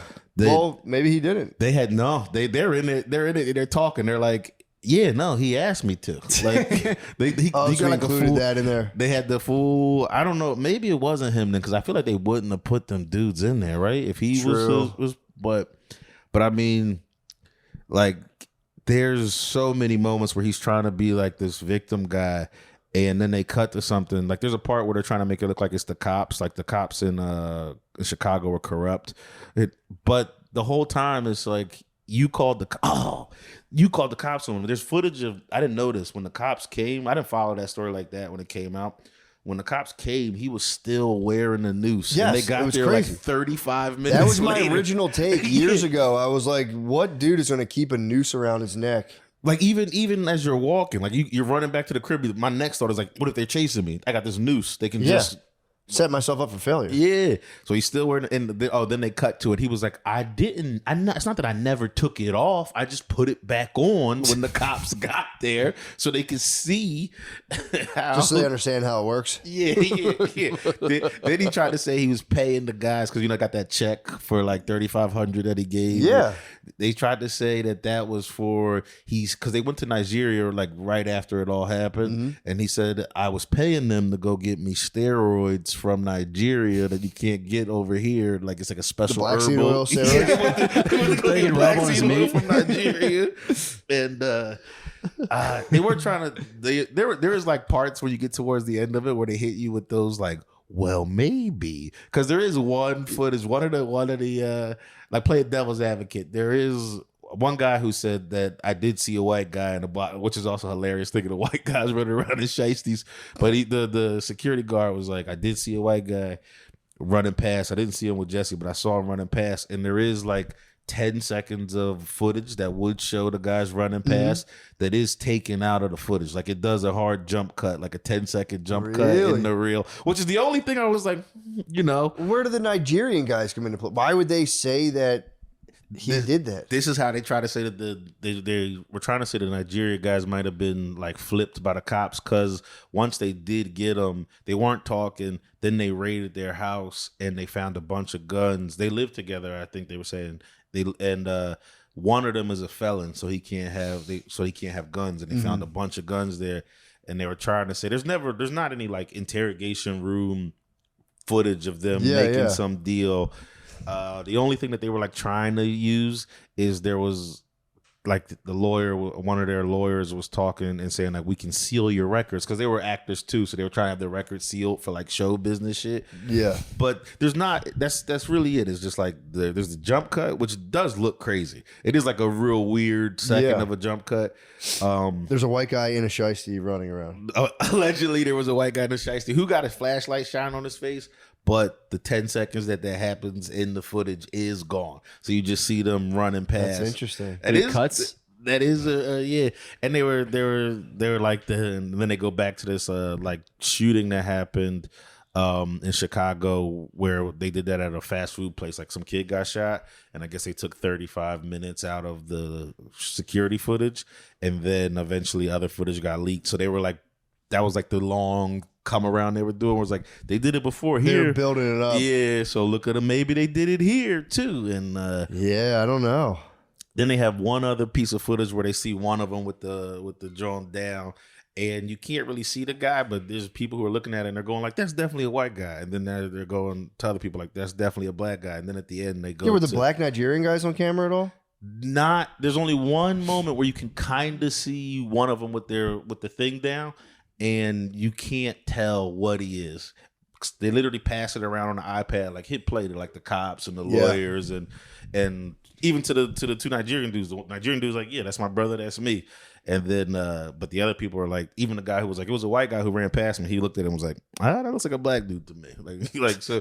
But then there was like this lady who was saying that there couldn't have been any like white people there were like, that does kind of look like a white guy. It was like this one piece of footage that no one can agree what the guy looks like, but their body types look like the brothers.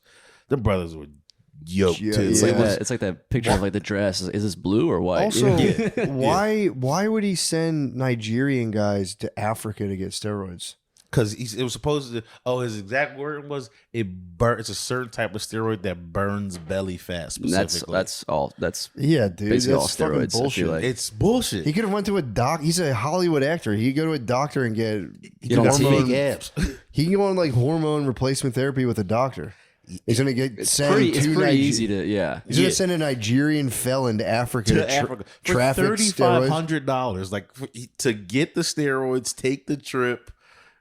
Like that's sus, bro. It's so sus. Sounds like a big gay lie to me. It sounds like a giant gay lie. I mean, when they show gay lie. When they show the pictures of the brothers in the doc, they show one picture of one of the brothers. It's the gayest picture of all time. It's just him jacked in little draws. And I was like, oh yeah, these were gay guys having sex probably. And then it turned into a whole the whole thing. I don't know. I might be putting that out there. I might be just throwing darts at nothing. But it just looked like, I don't know. I ain't gonna try to throw gay on those guys' names. True. I mean, they did put themselves in a bad situation.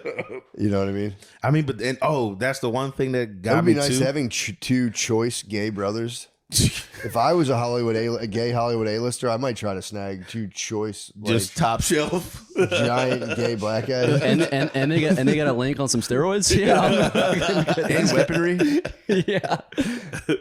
Yeah, it does. I don't know. It still doesn't hold up. It's crazy those guys had weapons. I didn't know those guys were thugging like that. Those brothers were thugging. One of them, the one that was a felon, he had an attempted murder charge that I think got taken down to like aggravated assault or something. Yeah, but I mean, they kept describing the guns as tactical weapons, which probably just means they had a fucking, like rifles. Like probably just means they had a rifle with a red dot on it. With an attempted murder charge is like. Also, what happened with that? I think it technically wasn't his. It might have been in the house, and I think you can still have them in your house. I swear it's not my tactical weapon. Come on, he got charged for attempted murder. This is like way before the juicy stuff happened. He got off though. I don't know. I think he got taken down to aggravated assault, and he did get. In trouble for he that might shit. have been whooping on someone's ass. They didn't get all the way into like that. They just dwelled on the felony, dwelled on the guns, and then all of a sudden nothing happened with that. But it was like, maybe they just weren't his guns, and that's why nothing happened. True. With it. Yeah, the story if that's his best argument, I'm still saying. Doesn't pass the smell test. The only part that's like again that bothered me about it was also the burned belly fat. I was trying to fucking burn belly fat is a certain type of steroid. It's like that's not. This one only gets you jacked. It only gets you jacked. It doesn't burn any fat. Yeah, and he called it a steroid. You also can't spot reduce fat. Am I right? Yeah, it's got to be from the whole percentage. Yeah, that's definitely a huge gay lie. You can't spot. There's nothing that spot reduces fat on your body. They bring in just like a resident like bodybuilder, be like, you can't. I mean, there's no steroid that does that. They just have Rich Piana being like, you can't. That's not no steroid alive does that. The Nigerian guys did do a thing though that did trigger it all. This usually triggers my bullshit thing. Is they are putting out a book about it, and the book thing, money grab. Yeah, the book thing is always that's like. You always like people are like aliens are real, and I'll tell you all about them in this book. Yeah. And from being so into the alien shit, it has me now. Like, They're kind of late on the book though. That book would have crushed if they wrote it like 4 years ago. timed it out with the doc though. They might have knew the doc. He didn't even really know the title. That was the funny part. Is they were like, It's like a money grab. Like if you're the president, you do a book because you know everyone will. It'll be pumped on the bestseller list. Is Jesse doing the book, or No, is it it's the the Nigerian brothers. It's the Nigerian- brothers. And the one our didn't even side know of the name of the road? the one that he goes, we're doing a book. It's called Why You Would. What is it called again? Like that's what he did to the other brother. It was so funny. What do you know what it's called? He did get it, but it's like a long dumb name. Like why would you fake something for attention? Something. The juicy smooth. Like it's got a long. Such a funny title. I want to. It looked like they thought about it right then. It's called Bigger Than Jussie, The Disturbing Need for a Modern Day Lynching. Yeah. Damn, yeah. Some Republican think tank definitely was like, guys. Although We'll give you the bag. yeah, but like the book will be nice, dude. I mean, what all they This can really was say. written by J.D. Vance. Hillbilly Elegy 2. Actually, is what they're gonna call it. Yeah, that's fucking bizarre. Yeah, it was a funny watch. It was, I don't know, it was bummed me out that it was like a whole thing for so long. Watching people get worked up about it, they were playing all those clips of people being like, "This is a terrible thing" during like the first couple of days. People bit on that hard. Yeah, they jumped right on it. Yeah, people bit on that pretty fucking hard. But it was all the people you think would. Yeah. Like it was like John Legend. Obviously. Yeah, he's been quiet though. You haven't heard much from him. He was popping for a little bit on all that stuff, and now he's kind of chilled. I think he has like I know it's from my girl. He's got like a skincare thing. And they were giving it away. And I'm not going to lie, I have some. They were giving it away. When we were at the SB. You have John Legend lotion? You have John Legend lotion? It's even worse. I haven't used it yet, but I have like a spray that you're supposed to spray on your John face. Legend spray? Ordinary people. I didn't even know. I was like Googling it the other day because I started to put it on, but I didn't want it to like fuck my face up. So I was like, what is this? And then it's like you're supposed to shower and spray it on your face, like either after you shave or. What's like it do? Reduces belly fat. I want to get those Nigerian steroids. just reduce belly fat. Don't do nothing else. Yeah. I can use it. That's all I need. I got $3,500 bucks. good. Someone else- I don't need. I got it a right now. mission for somebody if they want to go to Nigeria to get steroids back. $3,500 for two brothers just to travel to Nigeria. And also, just one cycle of steroids, like that's not really feasible long term. You can't just get one. You got to keep. and I don't know how also, many- wasn't he already kind of shredded? He was already. If he was in doing, shape. if this is true, and he was just trying to get some belly fat off of himself, and So now funny. this is the mess he's in, so funny. it's even better. He like so got funny. locked up for it. Murphy's Law. It's like, damn, dude, I'm fucking looking kind of flabby. I need to send those brothers back to Nigeria. Actually, or your 6 I'm gonna days. I'm gonna suck their dicks and then send them back to Nigeria. Well, hopefully he figures out what's going on. I'd like the truth on the matter, if I'm being honest. That was the worst part of the doc. You go into it thinking like, all right, this is going to get to the truth, and then they get to the end, and they're like, we still don't know. And it's like, no, I think we did know, and you guys are trying to make it look like we don't know. Did they ever did they press the issue on the brothers having sex with Jussie Smollett? No, I kind of just They didn't do that. I mean, just that's what everyone was wondering. yeah, it's because of the pictures that those guys post. Like the ones that I mean, if you watch the doc, I know what people are already going to say about me when they hear me talk like this. But if you watch that doc, when you see the picture they show of this nigga, it's like, oh, that's like it's like a gay guy's picture to take. Was he doing like modeling or something? I think it did say that he was a model on there, but That sucks. They leaked the underwear photos. just I mean, he had it on his gram. Like I think it was. Oh, I think they okay. were just pulling him That straight makes from sense. his Like, what gram. kind of posing was he like? Was it like muscle poses, or was it like Just gay poses?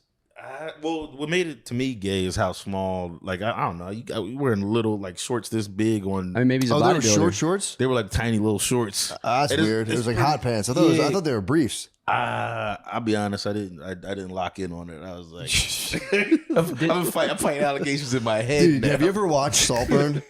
Have you ever watched Saltburn, the movie? No. Anyone here watch that before? I think it's from a couple years ago.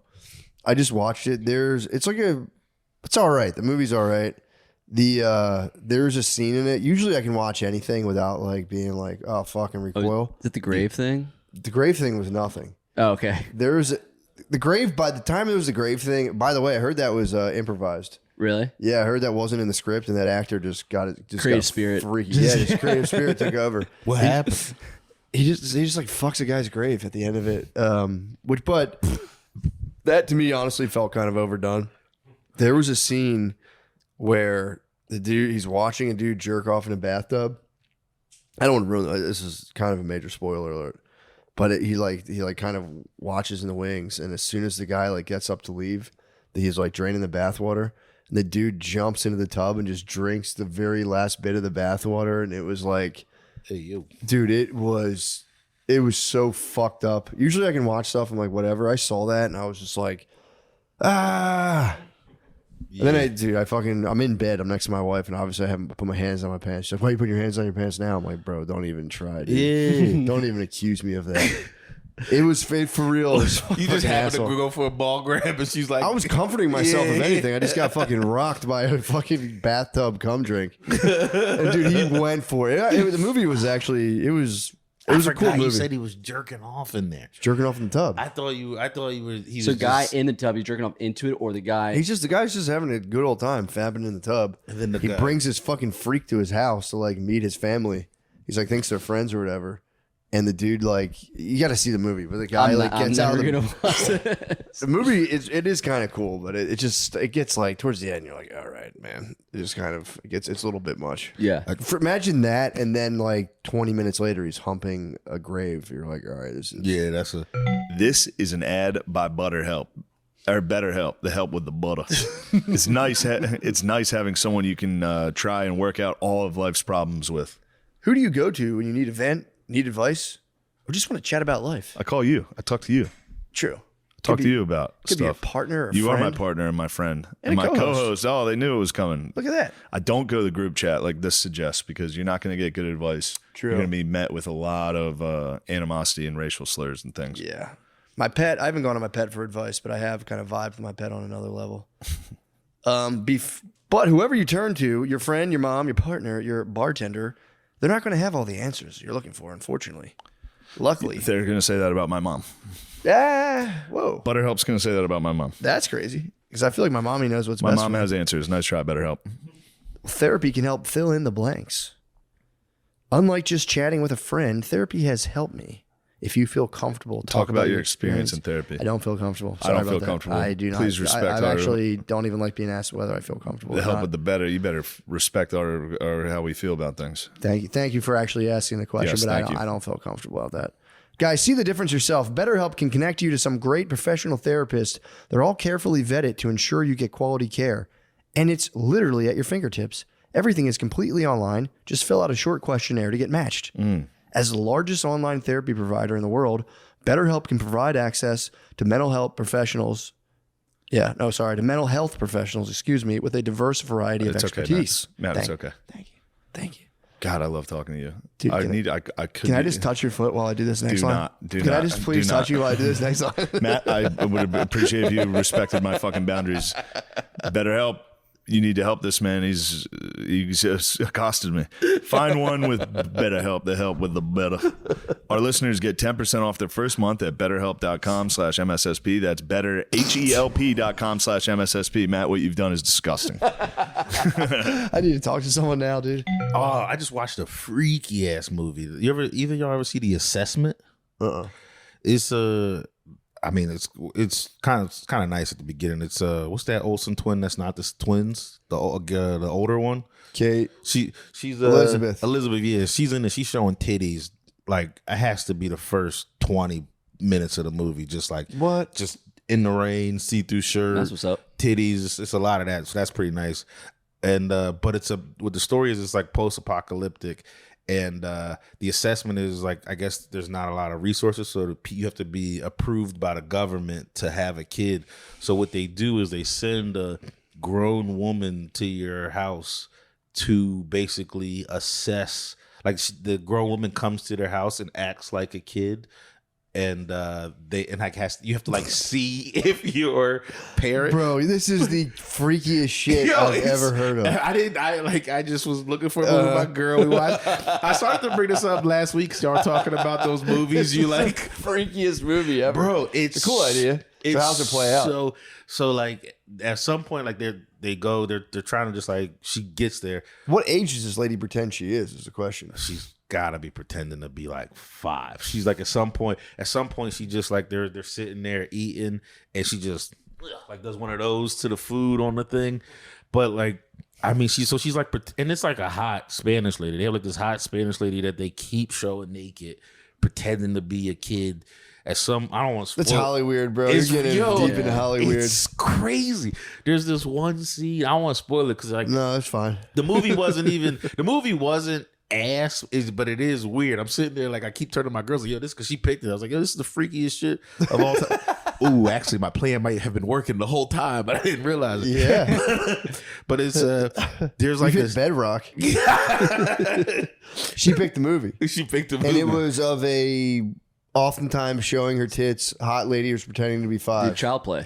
Well, I don't think because we watched the trailer beforehand, it didn't look like it was going to be as freaky as it was. For sure, yeah. It just and it shows her tits a little bit, but they showed Elizabeth Olsen's tits a ton. Wait, who was Elizabeth Olsen playing? She's the mom. She's like They keep showing her tits. They just happen to keep showing her tits. So it's such a hack for movies to like. And I'm saying hack, not like calling it hack. I'm saying it's like a hack, like a life hack. Yeah, they just figured out like we can just show tits, and it made it look artistic. I'm not gonna hold you. I'm watching tits do make a movie seem like whoa. Well, if you see like tits in a movie, you're like, it's pretty cool. And they did it tastefully. It wasn't like a waste of time. You're like, it's all a giant rack. I got to see Elizabeth Olsen's tits. Didn't think that would happen to me in my life. Yeah. What's her name? Was she Wanda? Wanda in the Marvel universe? She was Wanda? She was Wanda. She's like a big part of the Marvel universe. I'm just getting to see her tits. Yeah, Scarlet Witch. That's it. And but there's like a scene where she leaves, like basically she gets a call that like her sister's and having an emergency. She has to go there. And there's been all this like underlying sexual tension with the lady pretending to be a baby. Could imagine because she's like she's like jumping on the dad's back. He's got to give her and if he doesn't, that's the thing that it's like the crazy loophole is if he doesn't act like a good dad to this adult woman pretending to be a kid, they're not going to get. They can't have a real kid. Yeah. How far do they push the line? Is the question. I mean, they go with the two in the movie. Like, so she's jumping on his back. You got tits on back. That's already a yellow card. It's already, and it happens. How far do they go? They fuck. They so what happens to he fucks the kid lady? The kid lady set him up though. It wasn't. It was a test, so he can't. It was like so what happened is I guess that call that the wife got. That's like your sister's having an emergency. I need to leave. And she pretended she couldn't leave for a second, and then she does leave because the lady's like, "Fine, we'll give you you have 2 hours. You got to be back in 2 hours or whatever." And so while that happens, he goes to lay down, and then the lady pretending to be a baby just pops up in the bedroom and just fucking grabs his meat, and it's just kind of the vibe she puts out. It does seem like she's going, "Your lady's not here. I want to fuck you. You want to pass this test, you got to let me fuck you." So he's thinking like, I really want to have this baby with my lady. I got to fuck. I mean, also he's like, I'm going to fuck this lady. Yeah, probably. For sure. But it is kind of like a reverse rape scene. Like she coerces him. She coerces him, but he's never, the whole time he's like staring like, I can't believe I'm doing How this. do they communicate all of that in the dick grab? Because couldn't it just been like, I'm a kid? She talks. Oh, like she starts Does she talking. do like a kid voice? She's talking like she goes full adult in that moment. Yeah. Oh, she's like, if you want to have a baby, you need to fuck me. Yeah. And then he fucks, he busts it, and he rolls over. Like, I don't know why that was funny to me. Like, just I can't believe I had sex. Is how but that sounds like something I would do. Oh, I can't believe I had sex. But I don't even. I could spoil the end, but it's just no. Yeah, that's good. Leave it open. That's, it honestly wasn't. I guess the movie they always pie in movies. Nobody pulls out movies. Yeah, he pied. He pies. he sad pied. And oh man, yeah, I don't want to spoil the rest of it in case it for real wasn't an ass movie, and it is a movie. Like I do think, I don't know. I think you. So let's jump to this. So we don't spoil the ending. Yeah. What'd you guys do after the movie? We definitely fucked that day. I'm trying to remember if it was before or after the movie. So like I think if I remember right, that was a before. Gotcha. Like we ordered food fuck before food because you know getting older, gotta fuck before food. Farts and stuff. I do miss the days when you could go out, munch, and then get a good. Like now, if I'm full, I'm like, yeah, you're done. I'm checked out. Maybe get some black seed oil, bring myself back. Pray it does it. Nice. Break out my meat. Dude, I was telling Sean last night, we went to, so we did the Oasis concert. Yeah. And dude, it was, first of all, I just forgot how big Oasis was of a band. Yeah. Fuck, they were massive. Like, where were they performing? Soldier Field. Oh, so it was just, they're only doing like, I think like 5 cities in America. So we go, and again, I only remember like their major hits from back in the day. Wonderwall. Yeah, like Wonderwall. Don't Look Back in Don't Anger. Look Back in Anger. There's the other one. There's other Supernova or something. Champagne Supernova. Yeah. So I go there, and I was a little sleepy because I flew in that day, and I'm like, oh, I'm kind of tired. I might as well drink some espresso martinis. I drank espresso martini. I drank a cup of coffee. You know I'm caffeine sensitive. Yeah. I've seen. So, dude, I do that to get charged up, but then like, you know, once that's flowing, it's like I start drinking, and we're in like a kind of like a box thing. So we're like, dude, this sucks in the box. Let's just go down and like stand on the floor. But I had, being like kind of already drunk and just massively stemmed up, I bought a giant bottle of Class A Azul. Yeah.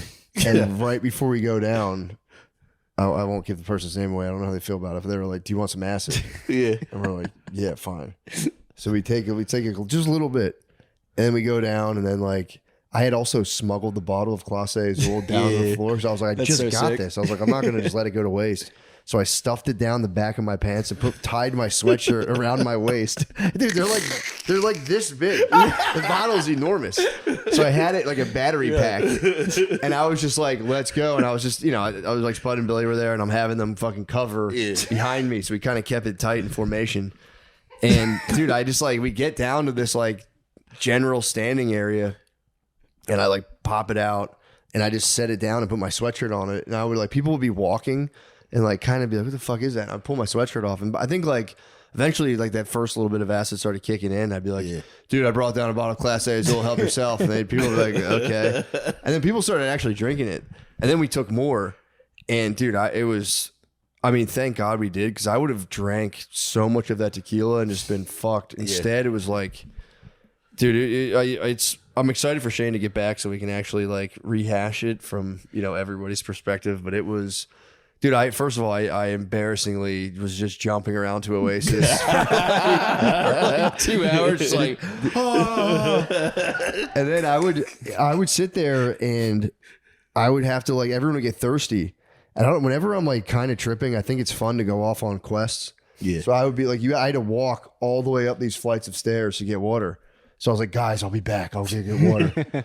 And I went up the stair. First, I was in a line down on the floor level first. And I was just waiting in line. And I was like, I kept laughing about how torturous it is just to wait in line in general. I was like, dude, it's like an arrow to your, like the part of your brain that feels important is just getting launched every second with an arrow. That's I'm the just acid doing that. Yeah, I'm just laughing, being like, dude, standing in line is so fucking funny. It's torture, but you're just really standing there. And I'm just like sitting there with this dude. I think he was like kind of a Mexican dude. So I'm just like talking to this guy, and I'm like just tripping, talking about standing in line, how funny it is. And he's like, yeah, I'm trying to get some Coke, man. And I was like, oh, cool, dude. Well, good luck with that. And then He thought you were the guy. I was bucked. And then he was like, if we go all the way upstairs, there's no line if we like walk all the way up there. So that's how we discovered like to get water. Yeah. So all night I would just be vibing to Oasis. I would catch my bros, and I would be like, we need to get water, because I would see Shane standing there going, we were fucking bucked. And then I'd be like, you guys want some water? And they'd be like, yes, please. And I would just trudge up like fucking 30 flights of steps, and then just look into the concession bar. And you know Core water? It's like those plastic water bottles with a weird shape. Yeah. There would just be literally an infinite supply of those things. And I was like, I'll have 7 Core waters, please. And they kept giving me a little cardboard tray to carry them down in, and eventually they ran out of the cardboard, so I had to just like hug all the waters. Dude, it was so much fun. But the main thing was, how many times did you make the trip? Yeah, how many water at least quests? 3 or 4. I went on like 3 or 4 water quests. At one point, my feet were soaking. I didn't know your feet sweat from acid. Or, I don't know. Maybe mine did. So, because they kept being like, dude, I think it's kicking in more. Because I was like, this is Was fine. that your first time doing it? I've never done Doing acid. it like that, yeah, for sure. okay. I've done like a little bit of it before, but never enough to where I was like kind of launched. Yeah, I've never done it. It was so sick. It might be the best ever, honestly. But dude, my feet were like soaking fucking wet, and I was like, I don't know if this is just like a feeling I'm getting. They were. I was sweating like a pig. I confirmed later on. But dude, so I go afterwards. Like it ends, and we're hanging in this like back area, just talking for like an hour. We finally go back to Shane's room, talk for like another 2 hours. And then it's like, and I was hanging on to the chill because I knew I was like, because it was wearing off and I had drank all that caffeine, which they were making fun of me because I kept being like, I had too much caffeine, guys. They're like, dude, you're on acid right now. That's not the point. I brought one of those, those giant fat joints. Yeah. I brought one of those thinking that like people would want to smoke it. Only like 2 people did. So I was just facing a bat. And they had the Class A Azul. And I was like giving that out to people. They were skeptical. And I'm like, guys, I'll drink it to show you it's not late. So I was just on acid, completely impervious to alcohol, just crushing tequila and being like, here, dude, it's good. Trust me. It's safe. And dude, it was, and by the end, so the bottle got crushed. Someone showed, some people were passing it around. They're like, it's done. I'm like, good job, you guys. Yeah. And These then are strangers that you met when you got down to that level. I like squatted up with some strangers down there, but That's then like I had my sweatshirt was just laying on the ground because I was like, I don't care about that sweatshirt anymore. And as I was going to leave, I was like, oh fuck, I left my sweatshirt. Dude, a guy out of nowhere goes, here it is, and just threw the sweatshirt up, and I was like, okay. So now I have my sweatshirt. I'm like, damn, the sweatshirt found me. That's so fucking tight. But dude, so I go finally. I'm like, Shane will be like, oh man, we should probably call it soon. I'm like, yeah, let's just hang out for a little longer. I knew I was like, I'm gonna go back to my room and freak the fuck out because of the caffeine mix. It was just, I don't know. It was ending, and it was like, yeah, I think it was the caffeine really, and I knew what I was in store for because if I have too much caffeine, I just lay there and like. My heart's off, my like chest feels tight, and I was like, I don't want to deal with this while I'm kind of tripping. That'll be terrible. Finally, he's like, dude, because I had to fly the next day to go to like like a kid thing. How early was the flight? Dude, the flight was 1 p.m. Yeah, but it was like I'd been up all night. I was trying to figure out like what time do I have to get up. Yeah, but I just set I looked at my alarms. It was like set like 45 alarms. Yeah, but so I go like, all right. Go back to my room. I'm like, fuck, dude, here comes the hurt locker. And I walk in and I'm just like, I should pack. I'm like full on Jordan Peterson. Like, I'm going to clean up here and get this room in order. And like, I'm like walking back and forth like, yes, these are my pants. I'll fold these up here. And everything just took so long. And I slowly started being like, dude, just act normal. You're fine. You're just packing your clothes. Everything's fine. And I was like, yeah, but I could feel that caffeine feeling. I'm like, fuck, dude, this sucks. And then I was like, all right, I'm going through my routine. I start brushing my teeth, finally caught the mirror. And my first thought was like, it's all been leading to this. Stand there in the mirror and it's like, dude, all right, you're not feeling great right now. You're a little anxious. How about you just like actually show up for yourself for once in your life? In the mirror. Yeah, I'm like, and it's in my head. It's like, how about you show up for yourself and you get super present? And I just like stared in the mirror and I was like, I'm here now. And dude, instantly I was like, shut the fuck up. And I was like, no, damn it. All right. and then when you said I'm here now and then told yourself. And in my head it was like, dude, shut up, you fucking dork. And I was like, all right, fair enough. Let me finish packing my clothes robotically. And then, dude, so I laid there. I packed my clothes and I just laid in bed. And it was just like, dude, I can't sleep. I'm in a hurt locker. I'm just laying there. My heart is just like, it's the caffeine. Plus, I'm still tripping. So I'm like just feeding into it in this endless loop. So I'm going on like breathing exercises on my YouTube to calm myself down. Dude, for real.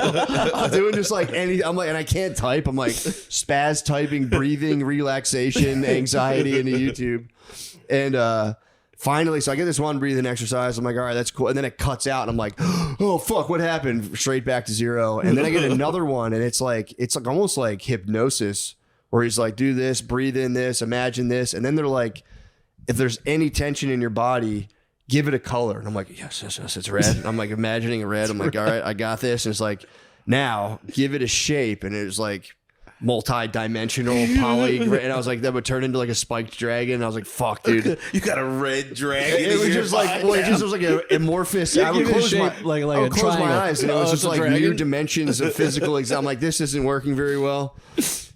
So I lay there and I'm trying to give it a shape, and then like it starts dissolving and coming back because you're supposed to like give the feeling a color, then a shape, and then allow it to dissolve into like whatever else it is. And but I was just my visuals were too strong. kept dissolving the new things. Dude, it was like it was transforming into different things like at a million miles an hour, and I was like, all right, fuck, this isn't helping me with my eyes closed. And then eventually I had gotten stuck on the fact that I had gotten cut out of just through like constant caffeine use, nicotine, and whatever else, that I had like disconnected myself from God's natural rhythm of the day. It was like I'd been up all night, I hadn't slept. I'm like caffeine hangover. Yeah. I mean, everyone obviously there was LSD, but that wasn't the problem at all. Truly, that was a solution for sure. But I was laying there and I was like, I just want to get back into the natural rhythm of the day. That's all I want. Just get me back into God's natural rhythm, please, dude. And I just like laid there. And I had to lay there for like hours for like that caffeine thing to fall away. I was eventually, it was on like black box Bible quote, just like quotes, just laying there like, dude, please help me. And You had your Bible study while you I were did. It was Gospel of John, a Gospel of John on the YouTube black John box. is fantastic. It was actually very nice. What's John say that calls you? Kind of the chillest of all the Gospels. Okay. I don't know. It first of all, the beginning, I didn't realize he starts like he goes back to like almost Genesis in the beginning, and I'm like, dude, It's like the word and yeah, the word and I'm made like, flesh, all right, well, let's hope this fucking word helps me out right now. And he goes, so it was pretty cool. That one was it goes into John the Baptist from what I remembered and listening to that and all this stuff. It was tight. But then, but yeah, dude, and I woke up that morning and just had to fly to the air. I had to go to the airport and it was just no sleep, just like and but yeah, ever since, dude, no caffeine. Yeah, I've been back in the natural rhythm, and I'm like, I can't break it. I'm like terrified to break out of natural rhythm right now. just I'm still tripping. Just flash back to that. Oh no, I will. I'll eventually, but I did get all my caffeine in it because I was like not sleeping that good because I'd always be on the caffeine, and then I wouldn't sleep because I knew I had the caffeine, and I was in this like endless loop of poor sleep. Yeah, that I was just like, dude, there was like a flash where I was like night and day, rising and falling with it, not artificially titillating myself, and like. It's been actually really nice. But you're back on the right cycle Circadians now. are back. My circadians locked in right now. Nice. It's nothing, and then it was also, I mean, dude, cold turkey, nicotine, caffeine. I had already been stepping down. No problem. Yeah, that's my new thing. I'm gonna start saying that during any nicotine ad reads. Be like, dude, it's literally not addictive. All you have to do is do LSD. All you have to do is You just got to get back to God's natural rhythm. all you have to do is do LSD and get back to God's natural rhythm. But I do feel great. I feel pretty fantastic. hell yeah. Yeah. So the first, I will say the day after, it was a lack of sleep thing, but so it was a little wobbly. The head was a little, I would like just be driving and be like, man, everything's cool. And I'd see a bumper sticker, be like, war is hell. And I'd be like, no. Just was saying you again. Because I would just think, you were just thinking about like 40 million things. I'm like, yeah, it fucking is, I guess. Fuck. All right, let's go. Come on. And I was trying to get back from the grocery store. Like, Is that residual acid? Is that what they're like? I think it really was a lack of sleep. But yeah, I feel like the next day after, because I like stayed up all night, was in the Hurt Locker. And then I like woke up on an hour of sleep and then flew home and just did like full family day of like going to like a dance recital, all this stuff, which was cool. It was very chill. But yeah, there was like the next day even, I was fine, but like I could hit a thought loop where I'd be like, shut it down, dude. Yeah. Don't even go down that. Just chill. And then I was like, I got like 3 good nights of sleep. Yeah. And I mean, if the second day I was fine. Once I got good sleep, I was cool, but I was definitely my wife was like, are you all right? You're a little quiet. And I was like, chilling. Shrooms won't hit you like this. I think for the acid, I like the acid over. I don't have done it once, but like with the thought loops for acid, I feel like you can stop. You can cut them off. You can cut them off. Whereas shrooms, I feel like they just keep going. But they don't linger, I think, for the day. That's what I was thinking when we were saying that. I've never done acid, but shrooms, I'll go through all those loops. But once the shrooms are done, I'll be like, you're chill. You're chill. Yeah. And you just have those thoughts. Like you still remember them, but you were like, those were kind of positive. I think I'll take those with me further. Like, I don't know. I'll definitely try it again. I'll try it under different circumstances where I'm not like out all night and just obviously jacked up on too much caffeine and a bat and fucking crushing tequila. But yeah, I don't know. It was cool. It was definitely awesome. But it does. The next day, I was kind of thrown. But I do think like if you stay up all night, you'll get whacked out. Good thing you were locked in on think those also waters. zaps a lot of The waters, dude. I drank so. If you didn't get locked in on those waters, that would have been detrimental for the whole squad. What happened early on is I went there, and again, I'm like, I don't have like a particular like nor dislike for Oasis. I was always like, yeah, I remember their songs; they're cool. But I get there, and like right away, I'm on my bullshit. I like the screen comes up. I'm going, who the fuck did these cheesy ass graphics? I was just being nasty. And I'm like, these guys are so old. Anytime I would think when it started kicking in, if I thought a negative thought, it would hurt my whole body, and I'd be like, this is gonna be a long night. This isn't gonna be good. And then I was able to somehow be like, down regulate. All negative thinking is off now, just as like a survival thing. And I just ended up having the gayest, funnest time ever. That's awesome. Just jumping around to Oasis like a fucking little 5-year-old. Like, Do you sing along to any of the tracks? Probably if the songs I knew, but I honestly don't really remember singing along. Yeah, I feel like Don't Look Back in Anger would be kind of the whole crowd to be ripping that. Yeah, and eventually I did get into the screen pretty hard. I was like, these visuals actually are pretty sick. But no, it is easier to control for sure. Like it's way easier. Yeah, I feel like if you do too much, obviously you probably that's when it gets bad. I don't know. I just remember trying to write down creative ideas last time I did it. Oh, dude. And looking at them the next day, I mean, like, I wrote down, I thought it was great. It says, everything is about sex. And I was like, burgers, sex. I was watching luxury fragrance commercials, and I watched a bunch of them. I was like, they're all about, if you smell like this, you can get pussy. Like, I was freaking out. Dude, I sent myself an email halfway through thinking it was like the coolest shit. I thought it was the coolest shit ever. And I was like, dude, I think literally Wonderwall came on and Shane's just like staring at them playing Wonderwall. And I was like, do you want to read my email I wrote to myself? He was just like, dude, not right now. This is the whole point of the concert. So funny. This is the song we're all here for. This is the email I was trying to interrupt his Wonderwall for. I was like sitting there, I was doing a water trip. I wrote an email to myself, and I was like, dude, this is the most profound thing that's ever been uttered. It was like, your nervous system is your responsibility, is your vehicle for making it through life. Please don't speed. Please don't speed.